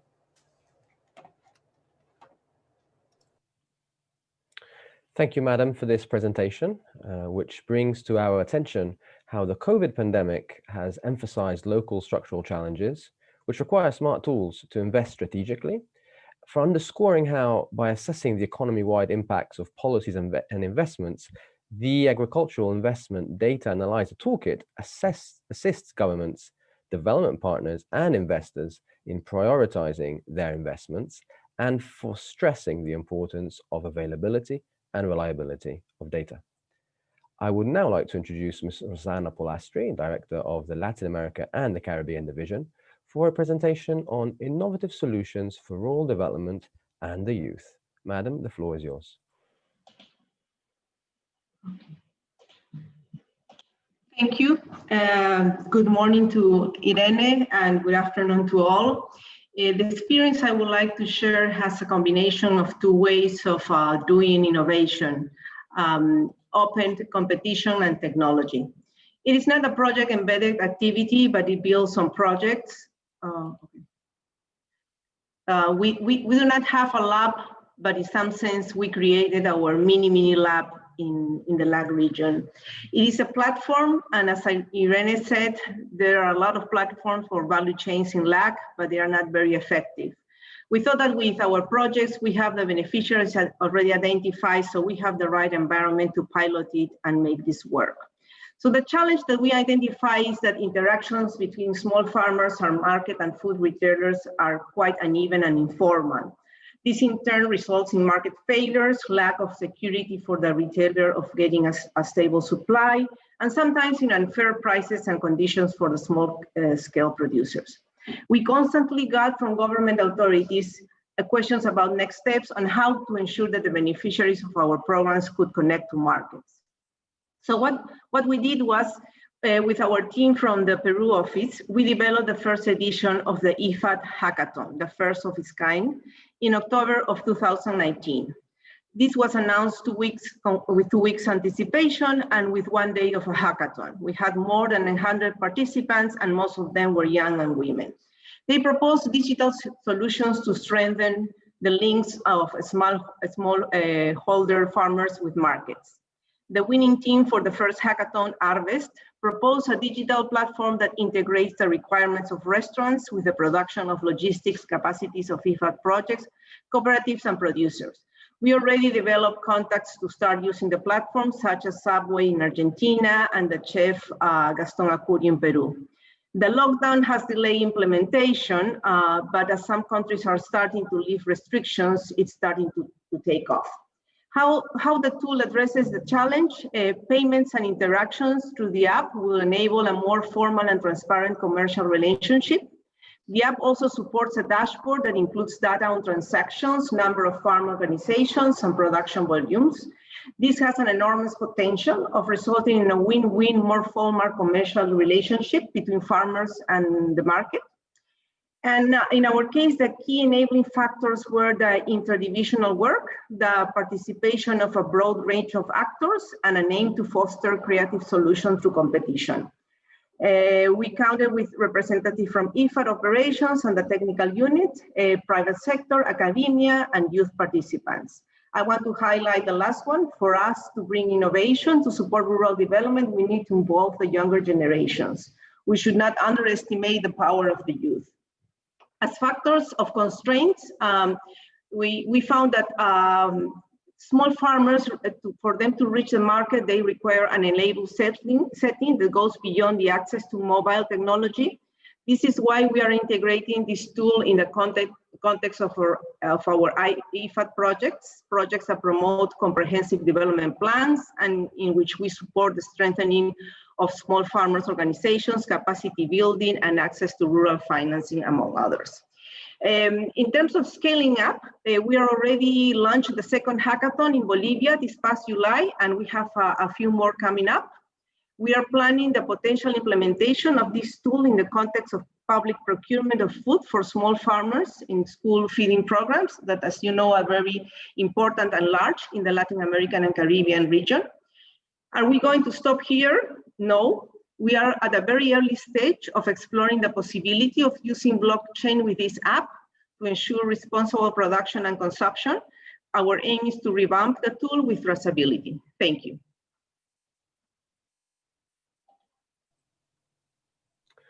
Thank you, Madam, for this presentation, which invites us to reflect on the importance of improving local farmers' and youth's access to technical assistance, information, and institutions through innovative campaigns like the hackathon and to providing them with incentives to identify cutting-edge technological solutions and better use them for investment opportunities and income generation. I would now like to introduce Ms. Margarita Astralaga, Director of the Environment, Climate, Gender and Social Inclusion Division, for a presentation on biogas interventions, alleviating natural resource pressures with multiple benefits for smallholders. Madam, the floor is yours. Thank you, Alex. As we all know, I think, about 2.5 million people rely on traditional biomass to cook and to heat. So obviously, modern renewable energies are key to promote transformation of rural areas and fighting poverty. Additionally, using these traditional biomass tools has a huge impact on the health of our smallholder farmers. These communities as well are mainly led by women, which means that they are at risk of these respiratory diseases, but they also have to spend a lot of time collecting the wood. So based on these issues that we were facing, the innovation that we propose, and again, we go back to Rwanda as the case with girls, was to work together with the Rwandan government to promote the use of clean and renewable energy in one of the ASAP-funded projects. Through one of the key elements of this project was to give a cow as part of the pass-on a cow scheme. So for this project, 104 farmers were selected to try this biogas innovation that was produced by a very small company in Kenya, which is called Biogas International. So here we were also promoting the South-South cooperation between Kenya and Rwanda. So this innovative technology uses cow dung to produce biogas and it's just with 20 or 30 kilos of dung per day, they can produce enough biogas for 7 days cooking. So we can see that in the case of Rwanda, for example, and as in many countries in Africa, having a cow is a status symbol, like in Latin America, maybe having a car. But what is really important also is that from the climate perspective, methane release from cow dung is 22 times more harmful than greenhouse gas emissions than carbon dioxide. So it's a very serious issue we are facing here. So what we wanted was a very easy system to produce biogas, and that will not require as much energy and costs as the conventional biogas systems, because the conventional biogas systems require huge excavations and very skilled artisans in construction. They need at least 4 months to build. So a difference with the system we are promoting is just 1 day to build. And what was very interesting in this case was that when we brought the system that was very productive in Kenya, it didn't work as well in Rwanda, and it had to be adapted. And this adaptation was done by the smallholders themselves, the small producers that were going to maintain the biodigester. So this new system includes a biodigester device that is made of industrial plastic sheets and pipes that are very easy to install and very easy to use and maintain. Additionally, the system is portable, which means that unlike the more conventional built-in systems, farmers can take it to another house or even resell it if they need to. The cost also is relatively low. It's about $500, representing almost half the price of the conventional system. So this flexi biogas system is proving to be the most affordable and accessible alternative source of energy to smallholder farmers in sub-Saharan Africa.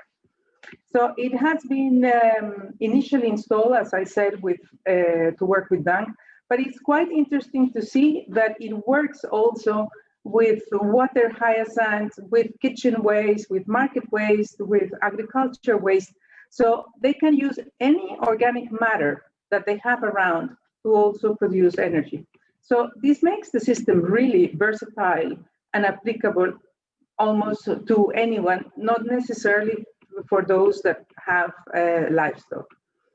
So the other advantage, of course, that we have seen in this case is that they produce excess gas.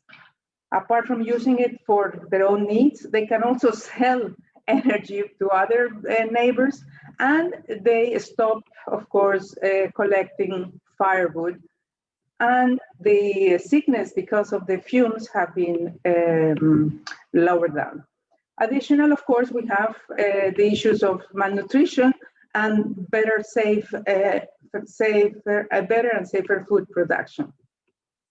So we have been, in fact, very, very successful with the scaling up. This pilot phase has been already used in Mali, and in Rwanda itself, the country has brought up a new project on the same area of work. And we promoted South-South cooperation exchanges with other smallholder farmers in Africa and Asia. And this has had the consequence that the technology has also been successfully tested in India, in Sao Tome and Principe, and it has been requested to be adopted in Bangladesh, Cambodia, Mali, Nepal, and Vietnam. So there are a few constraints. One of the constraints is the import duties in some countries. But the important thing is that the farmers themselves are now cost sharing and managing the facility. And they see the benefits for themselves, and they are ready to invest money to keep the facility going because they see the important benefits for them. So in fact, we can see that this would be an activity or an innovation that can be fully upscale almost everywhere in Africa, Latin America, and in Asia Pacific. These obviously part of our successes have to do with the funding we had from ASAP, which promoted a lot of innovations, and I could go forever sharing some of those innovations, but also our partnership with the GEF, the Global Environment Facility, that also promoted some of the innovations that were mentioned here. Thank you very much.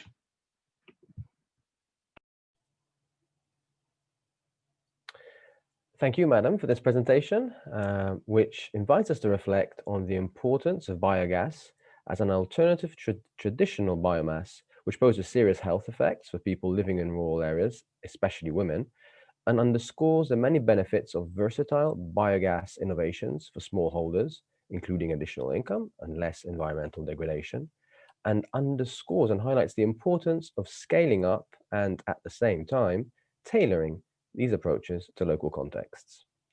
I would now like to introduce Mr. Edward Gallagher, Lead Officer in IFAD's Change, Delivery and Innovation Unit, for a presentation on IFAD's Innovation Action Plan. Sir, the floor is yours. Thank you, Alexander, and thank you to IOE for organizing this event. Actually, just listening to the IOE colleagues and the IFAD directors, it's clear that there's lots of great innovation going on in IFAD and where it needs to happen in poor rural areas for the people our projects and programs are designed to impact. So the issue that comes across, I think, from the evaluation report is that innovation tends to happen within pockets of innovation, or it's individually driven, whereas innovation has a far better chance to succeed with an institution-wide corporate approach. And that's where the Change, Delivery and Innovation, we love acronyms at IFAD, so that's CDI unit, set up last year, and where I work fits. It's tried to embed a coherent framework or architecture to enable innovation across IFAD. So this brings to me what I've been asked to talk about, which is the sort of that corporate level action plan to respond to some of the things that IOE have brought up. I should say in advance, as CDI is a very small unit, we have to stay tangible and focus on 4 key areas. The first one, partnerships. Operational partnerships are absolutely key for IFAD in the innovation space. Everyone is in agreement with that. There is no discussion. Tangible actions for 2020 in this area are to establish an IFAD innovation network, which will be an informal virtual platform of IFAD stakeholders interested in supporting efforts to advance IFAD's agenda through innovation. We're also really ramping up this year our active involvement in the UN Innovation Network, the UNIN, and we also joined recently, I believe July, the Moonshots for Development, the working group of the innovation arm of IFIs. And we're also looking, because it's something that we've been called on both internally and externally, looking at better ways to collaborate with other Rome-based agencies in the innovation space. I just have to say, it's actually through this push on external partnerships that IDP Lab and Accenture are joining us today to share their innovation perspective from both an IFI and a private sector view. So I'd like to thank Irene and Andy for being here, and also Gladys, who's the true outreach force in CDI. So that's the first one, partnerships. The next one is not just the partnerships, but it's also trying to contribute to shaping the UN innovation agenda. Recently, IFAD has engaged in the UNIN's behavioral insight exercise to scout for behavioral insight projects implemented by the organization. I actually really like this initiative as it underlines really a myth that sometimes people, when they talk about innovation, they talk about technology. The human side of innovation is absolutely key. Another example is 2 weeks ago, as part of, once again, of the UN Innovation Network, we had an IFAD director provided UN insights during a hackathon on blockchain and how blockchain solutions can contribute to the achievement of the UN SDGs. The third area is knowledge sharing. So we're working on developing knowledge tools and products that help sharing and innovation in both internally and externally. So at the moment, we're designing a new innovation website to be hosted on IFAD's external website. This will feature up-to-date information on IFAD's innovation to highlight the work of IFAD champions and the outputs of our partners. We're also aiming to launch an innovation newsletter to communicate news and just establish that continuous flow. And I think the fourth area, and this is the tricky one, this is how to sort of embed the culture of innovation. And this is one of the key challenges. My background in the past was private sector, but in organizations like IFAD, there is that kind of fear of failure. How do you get past that? How do you try things out that are new? And it is difficult because our governance structure, we have to dictate this. We also need to demonstrate value for money. And at the end of the day, we're using taxpayers' money. So one of the key things that IFAD is trying to do is to figure out how to create that space for controlled risk-taking and embrace that failure. And one of the things that we did last year was the Innovation Challenge. And this was a great tool. We literally just started last year in CDI and started an Innovation Challenge. And we got some great ideas. And it was really, really inspiring just seeing the level of commitment that people had to try and get those ideas off the ground and working through COVID and everything else. It was also great seeing the level of senior management support, not just in terms of sort of supportive words, but also coming with financial support to invest in these ideas. So building on the lessons learned, and we have a lot of lessons learned from the Innovation Challenge, where we want to move towards in the action plan is to sort of set up an IFAD virtual innovation lab platform to have a more continuous kind of creation of ideas in a democratic, non-hierarchical way. And also one thing that I think that we really need to focus on the broader sense, is to get that incentive scheme right. This isn't just about financial benefits or recognition. This is about making sure that there's a space that people can work within. So that means maybe time off their normal job, or ways of actually how to get through a more agile compliance structure with the ideas they're doing. So I think one of the areas that is key to the innovation culture is getting that incentive scheme right at the high level. And with that, I will hand back to you, Alexander. Thank you very much. Thank you very much, sir, for this presentation, which invites us to reflect on IFAD's commitment to mainstreaming innovation and to the role played by innovation as an essential driver of improved development effectiveness. Clearly, innovation is central to enabling the rural poor to develop better strategies to face emerging challenges, and external partnerships, the ability to shape the UN's innovation development agenda, knowledge sharing and outreach, and the ability to embed a culture of innovation, surpassing the fear of failure, are all equally central in this regard. In particular, thank you for emphasizing the importance of mainstreaming controlled risk-taking. And I would now like to introduce Ms. Andrew Haley, Managing Director of Accenture, for a presentation on scaling up innovation through public-private partnerships. Mr. Haley has spent the last 16 years helping large organizations accelerate value from new technology coupled with modern ways of working, and has driven innovation programs and corporate startups in both Europe and Asia. Sir, the floor is yours. Thank you.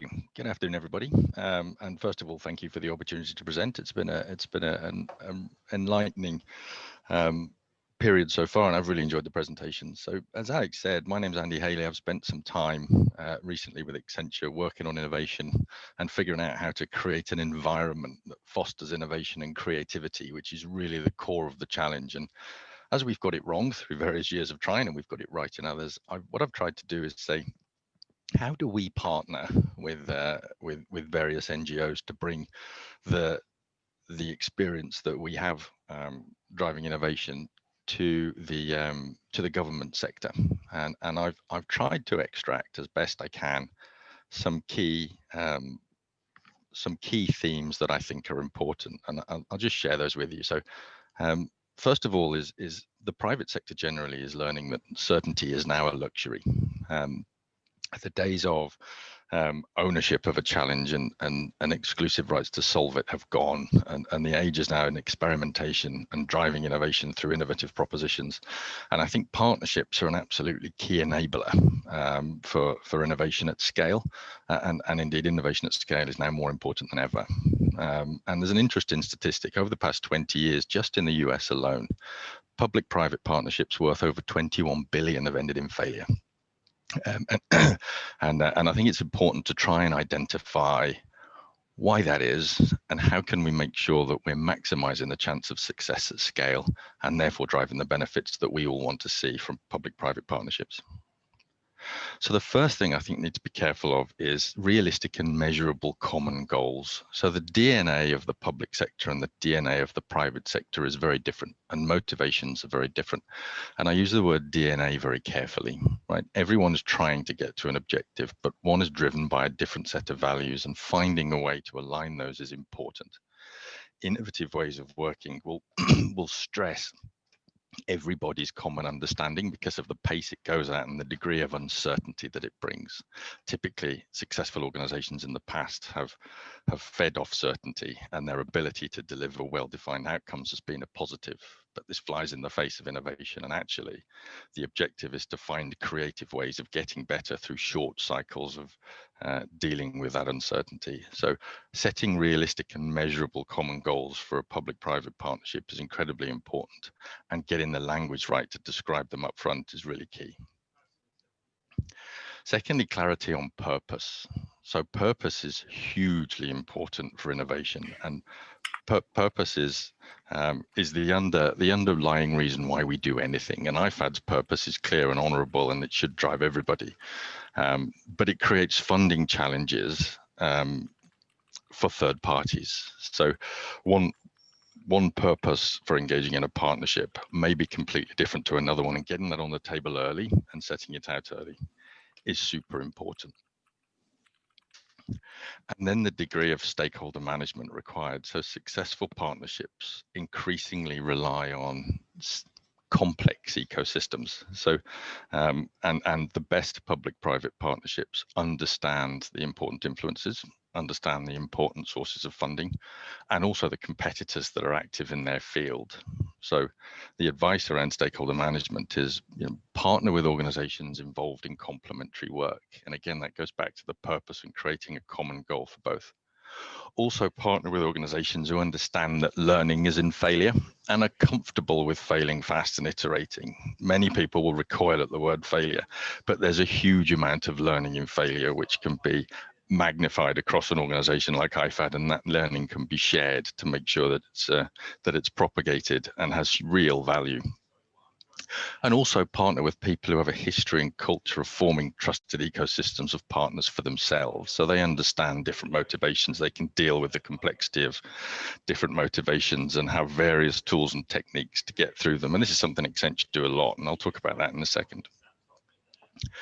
Another key thing that often goes awry with innovation is value first and scale second. So it's much better to experiment and test in a very low run rate environment. So that's why the concept of prototyping is so important. And many organizations that I work with, be they public or private, they often get seduced by their own ideas and fall in love with the solution. What actually matters is that the end user falls in love with the solution, and to generate or to arrive at an outcome that an end user is likely to fall in love with, you need to fall in love with the problem. So really spending 90% of the time thinking about the problem and 10% of the time talking about the solution enables you to nail on a product market fit. And I use the term market very loosely because in government organizations, the market is the end user or the person that's going to see the value from it. And it's really important that all the learning is got with the minimum amount of investment, and then the scale comes when we're fairly sure we've solved most of the big challenges. And actually, what's also really important for private organizations in public-private partnerships is a public champion. So a public champion that can coach the public organization through what's a difficult journey of transforming their DNA. And again, that DNA point becomes important because what needs to happen is you change the internal culture of the organization from the top down and also the bottom up. Very often, senior public figures think that it's the job of the clever technologists on the coalface to drive innovation, but actually it's the job of public leadership to create the vacuum into which innovation can step more easily. So it's very much a complementary set of actions from top down to build a culture of innovation, and I like to describe it as a vacuum. And then the innovation effort that comes from the coalface, which is remember where the customer really sits, can step into that vacuum more easily, and then you'll start to iterate the culture of the organization. And the other point is that won't happen quickly, to the point Ed made earlier. Again, to change the DNA of something, anything, even an organism, you don't do it in one generation. You do it in several generations, and slowly it starts to look like what you're trying to get to as an outcome or the purpose that you're trying to realize. What innovation does is bring the cycle of change or the rate of change up sufficiently to make sure that the organization evolves quickly rather than slowly. If you're changing your DNA many times through the course of a year, rather than just changing it, once or twice, clearly you're going to evolve more quickly as an organization. So how have we set ourselves up to partner as a large private firm in the private sector? So we've set up what's called Accenture Development Partnerships, and what that's designed to do is to bring the power of our global capabilities, and we're traditionally a management consulting services firm and outsourcing firm, and there's 500,000 of us globally. And we want to bring those to address real social, economic, and environmental issues to positively impact the lives of people in the developing world. And that relies on us changing our DNA, and we're not bound by the terms of traditional business cases where it's all about an economic and financial return, and it becomes far more about doing the right thing and having a social conscience. And the way we actually do that is we partner with organizations like IFAD, and we do partner with IFAD, and we will invest or fund or part fund initiatives, not by the injection of cash, although we do that occasionally. It's largely in making our services and capabilities available at much reduced prices, which does make them accessible for organizations that are very cost conscious, and necessarily so. And then we pass that on actually internally by any one of our employees that's engaged on what we call an Accenture Development Partnership project actually takes a reduction in salary, and they're happy at the prospect of working outside of a traditional corporate environment and can be much more socially responsible. And so the value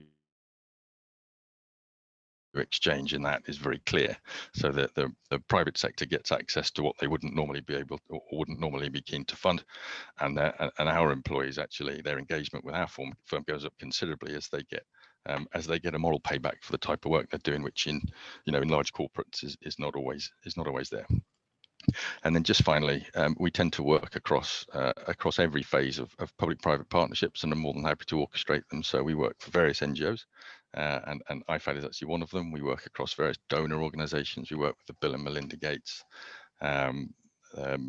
Foundation, the Rockefeller Foundation. We work with World Bank, and then we work with the big corporations themselves like MasterCard, Merck, Microsoft, etc., to really build that ecosystem of partners, and we sit in the middle as kind of the service aggregator and bring the consulting transformation with it.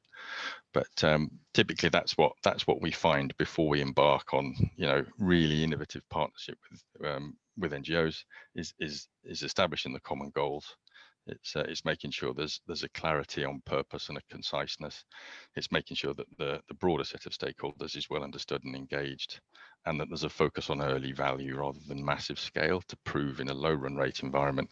And then there's the public sector innovation champion to make sure that, you know, we've got a coach on the public sector side to face off to. Thank you. And with that, I'll hand back. Yeah, thank you very much. Thank you much, sir, for this presentation, which invites us to reflect on how, driven by convergence of interests, interlocking skills, and a growing recognition of mutual benefits, the development community, the private sector, and governments are coming together in new ways. The benefits of scaling up innovation through public-private partnerships are many and far-reaching, ranging from growth strategy and market expansion to business and operating model design, fundraising and revenue diversification, cross-sector partnership strategy and implementation, impact, investment, and social entrepreneurship, as you mentioned. I would now like to open our live Q&A section. I am pleased to note that the presentations delivered thus far have generated much interest among our event participants, resulting in a plethora of questions. Now, many of these, in fact, have been answered live in our Q&A box. In this regard, I would wish to thank Irene Iris Hoffman, Simone Sala, Maxim Kojo, Pamela White, and Margarita Astralaga, all of whom have already, in fact, answered and addressed questions live in our Q&A box. There are a few questions which remain on the floor, and during the next couple of minutes, as I had promised, I will select those that have been voted the most and pose them to our panelists. So the first question is, in fact, for Rosanna Polastri, and it's from Desiree. And Desiree asks, she says, I would like to know how you manage the relationships between traders and farmers about their market access. Sometimes these relationships are conflicting and there is opportunism and high competition among market actors. My question is, how could this be managed or is already managed for a future scaling up? Thank you.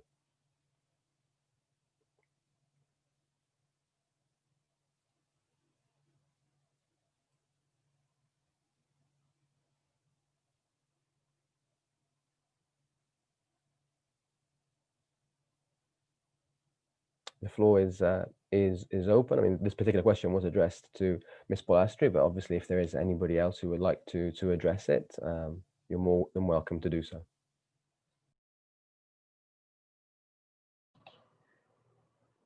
Thank you. I think you unmute me. Thanks.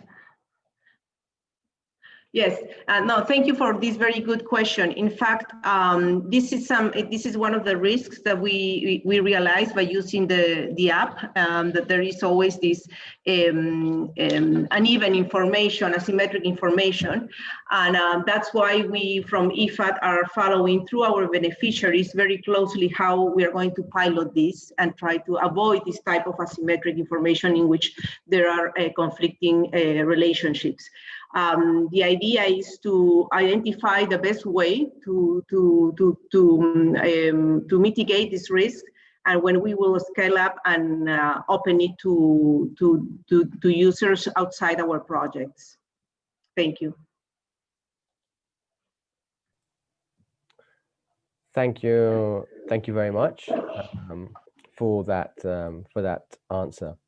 I now wish to pose a question from Isaac Michael. And Isaac asks, typically, a number of development partners, both local and international, provide support to smallholder farmers. However, in some cases, there is no coordination of these interventions, thus leading into parallel, overlapping, and conflicting interventions. So the question is, does IFAD care about issues around duplication of innovations? In other words, what does IFAD do about reinventing the wheel, quote unquote? So the floor is open to anybody who may wish to address the question.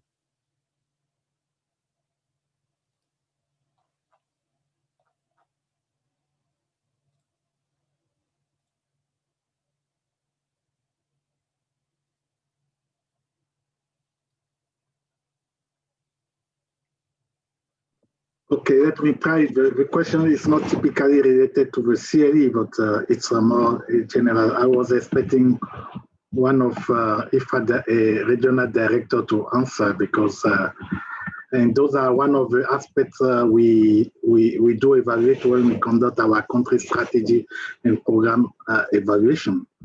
And this aspect is how smallholder intervention are coordinated. This is not the role of IFAD, but it's the role of the government to do such a coordination.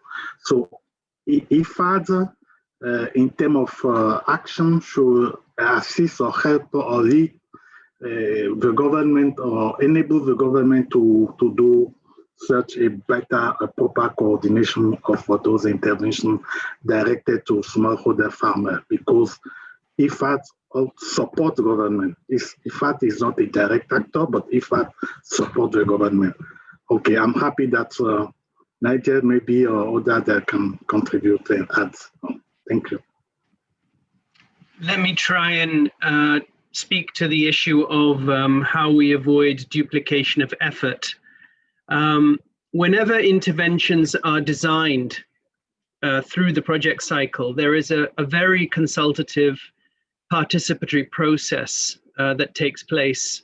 And this involves usually discussions, detailed discussions, not just with the government and with the various ministry and department people at the country level, but also with the development community within the country.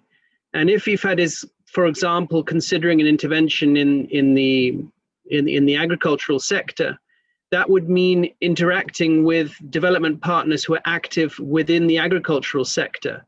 Normally, there are very active groups with development partners who meet regularly. And IFAD interacts with these groups. Often we chair these groups. So when we design new interventions, these discussions enable us to make sure that what we are doing is complementary to what is being financed by the wider development community within a country and minimizes the risk that we have a duplication of effort. I hope that goes some way to respond to the question. Over.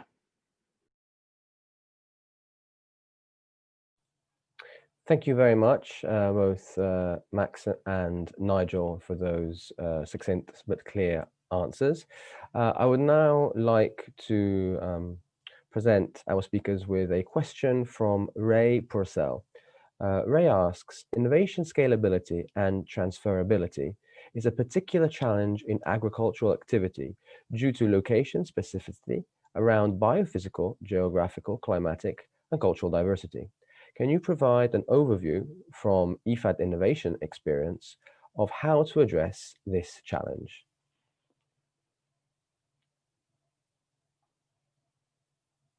So I leave that question open to the floor if there is any of the panelists who may wish to tackle it.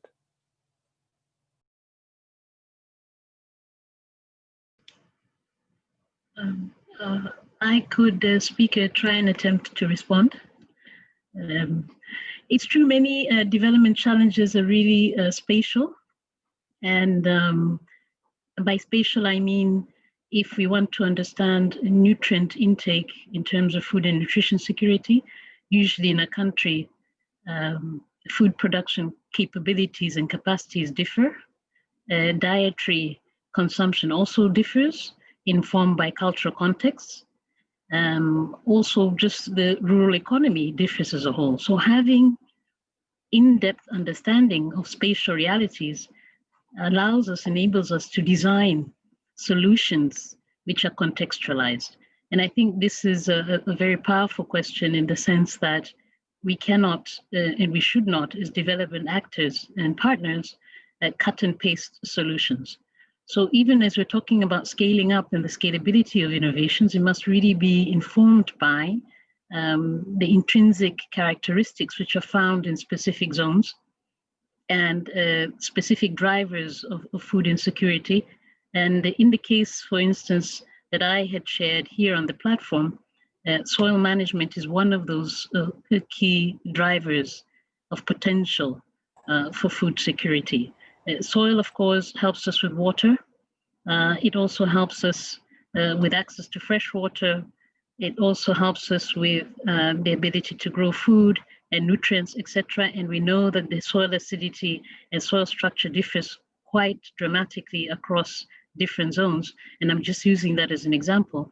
By the application of digital tools, we'll actually really know in the practice of precision agriculture, what is the exact amount of support or soil management techniques that need to be introduced in that specific space.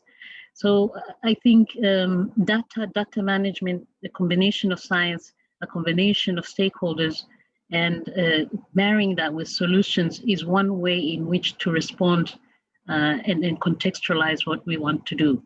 I hope that speaks to some of, or responds to some of the points raised in that question. IFAD, when we design our programs, it's really local based. We, as Nigel already mentioned, go to local levels and inform our designs with the realities that exist on the ground. Thank you, moderator. Back to you. And thank you very much, Ms. Mbagobono, for that, again, very clear and to the point answer. Now we have time for one very last question before I hand over the floor to Mr. Fabrizio Felloni for some closing remarks. And it is a question which is posed by David Francis. Now, David asks, it seems to me that a great number of the excellent examples that you gave involve an integration of both models of innovation and practical agility theory. How advanced is IFAD in using agile management principles and practices? So that is our last question for this session. If there are any takers, the floor is open.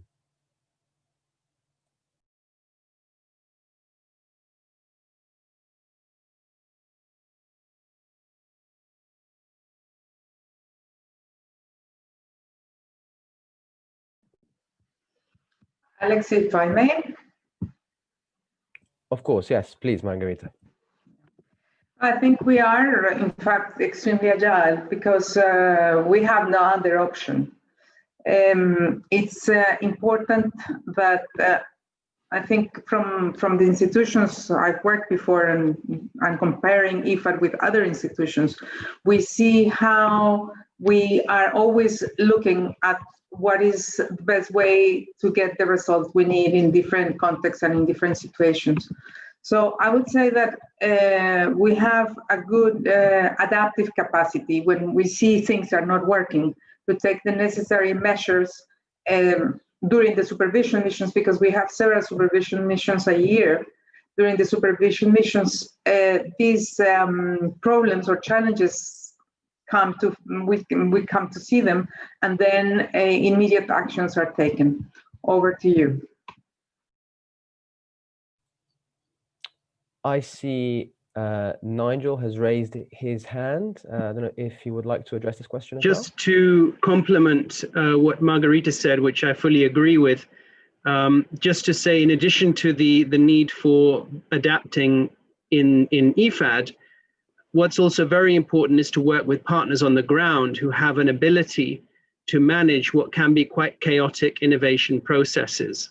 So, for example, the point you raised about PKSF, the example you gave around PKSF in Bangladesh, PKSF is an agency we picked specifically because of their ability to manage innovation processes and to understand how to deal with quite a complex R&D element around getting innovations to actually work.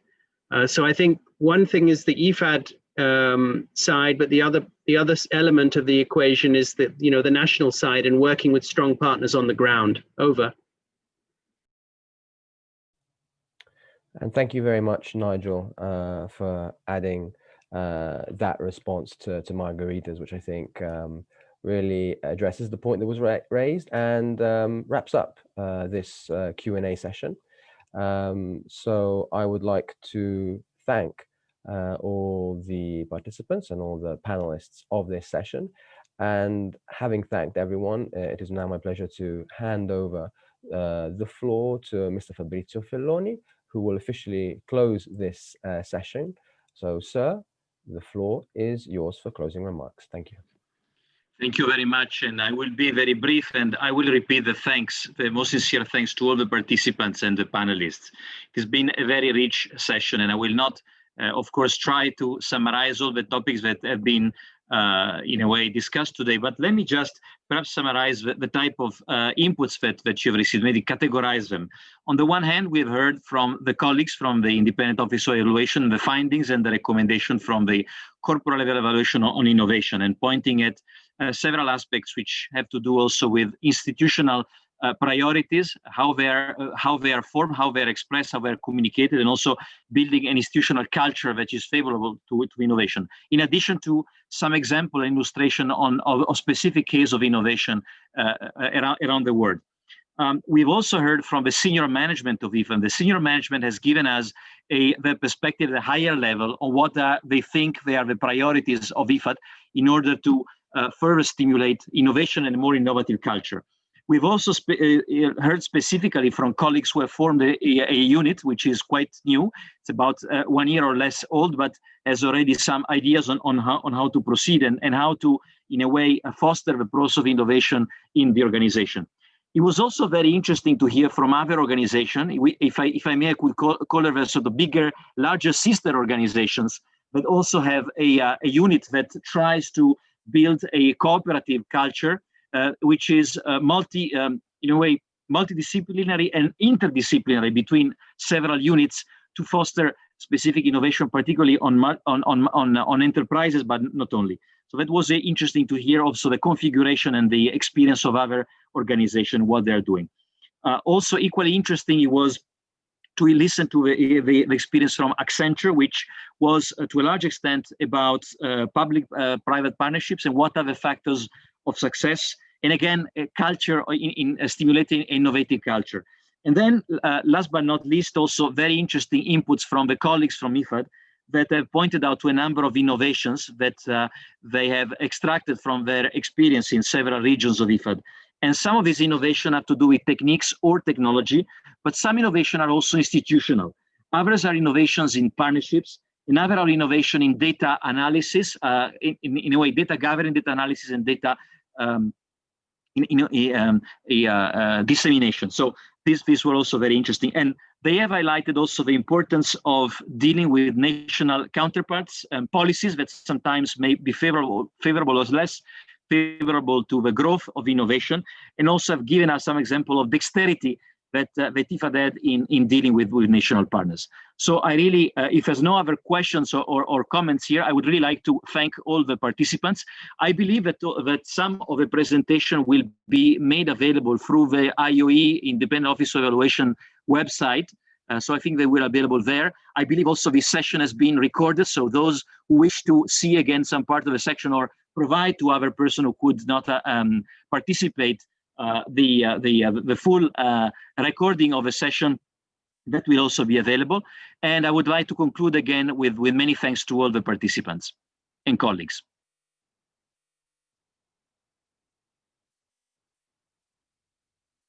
Thank you.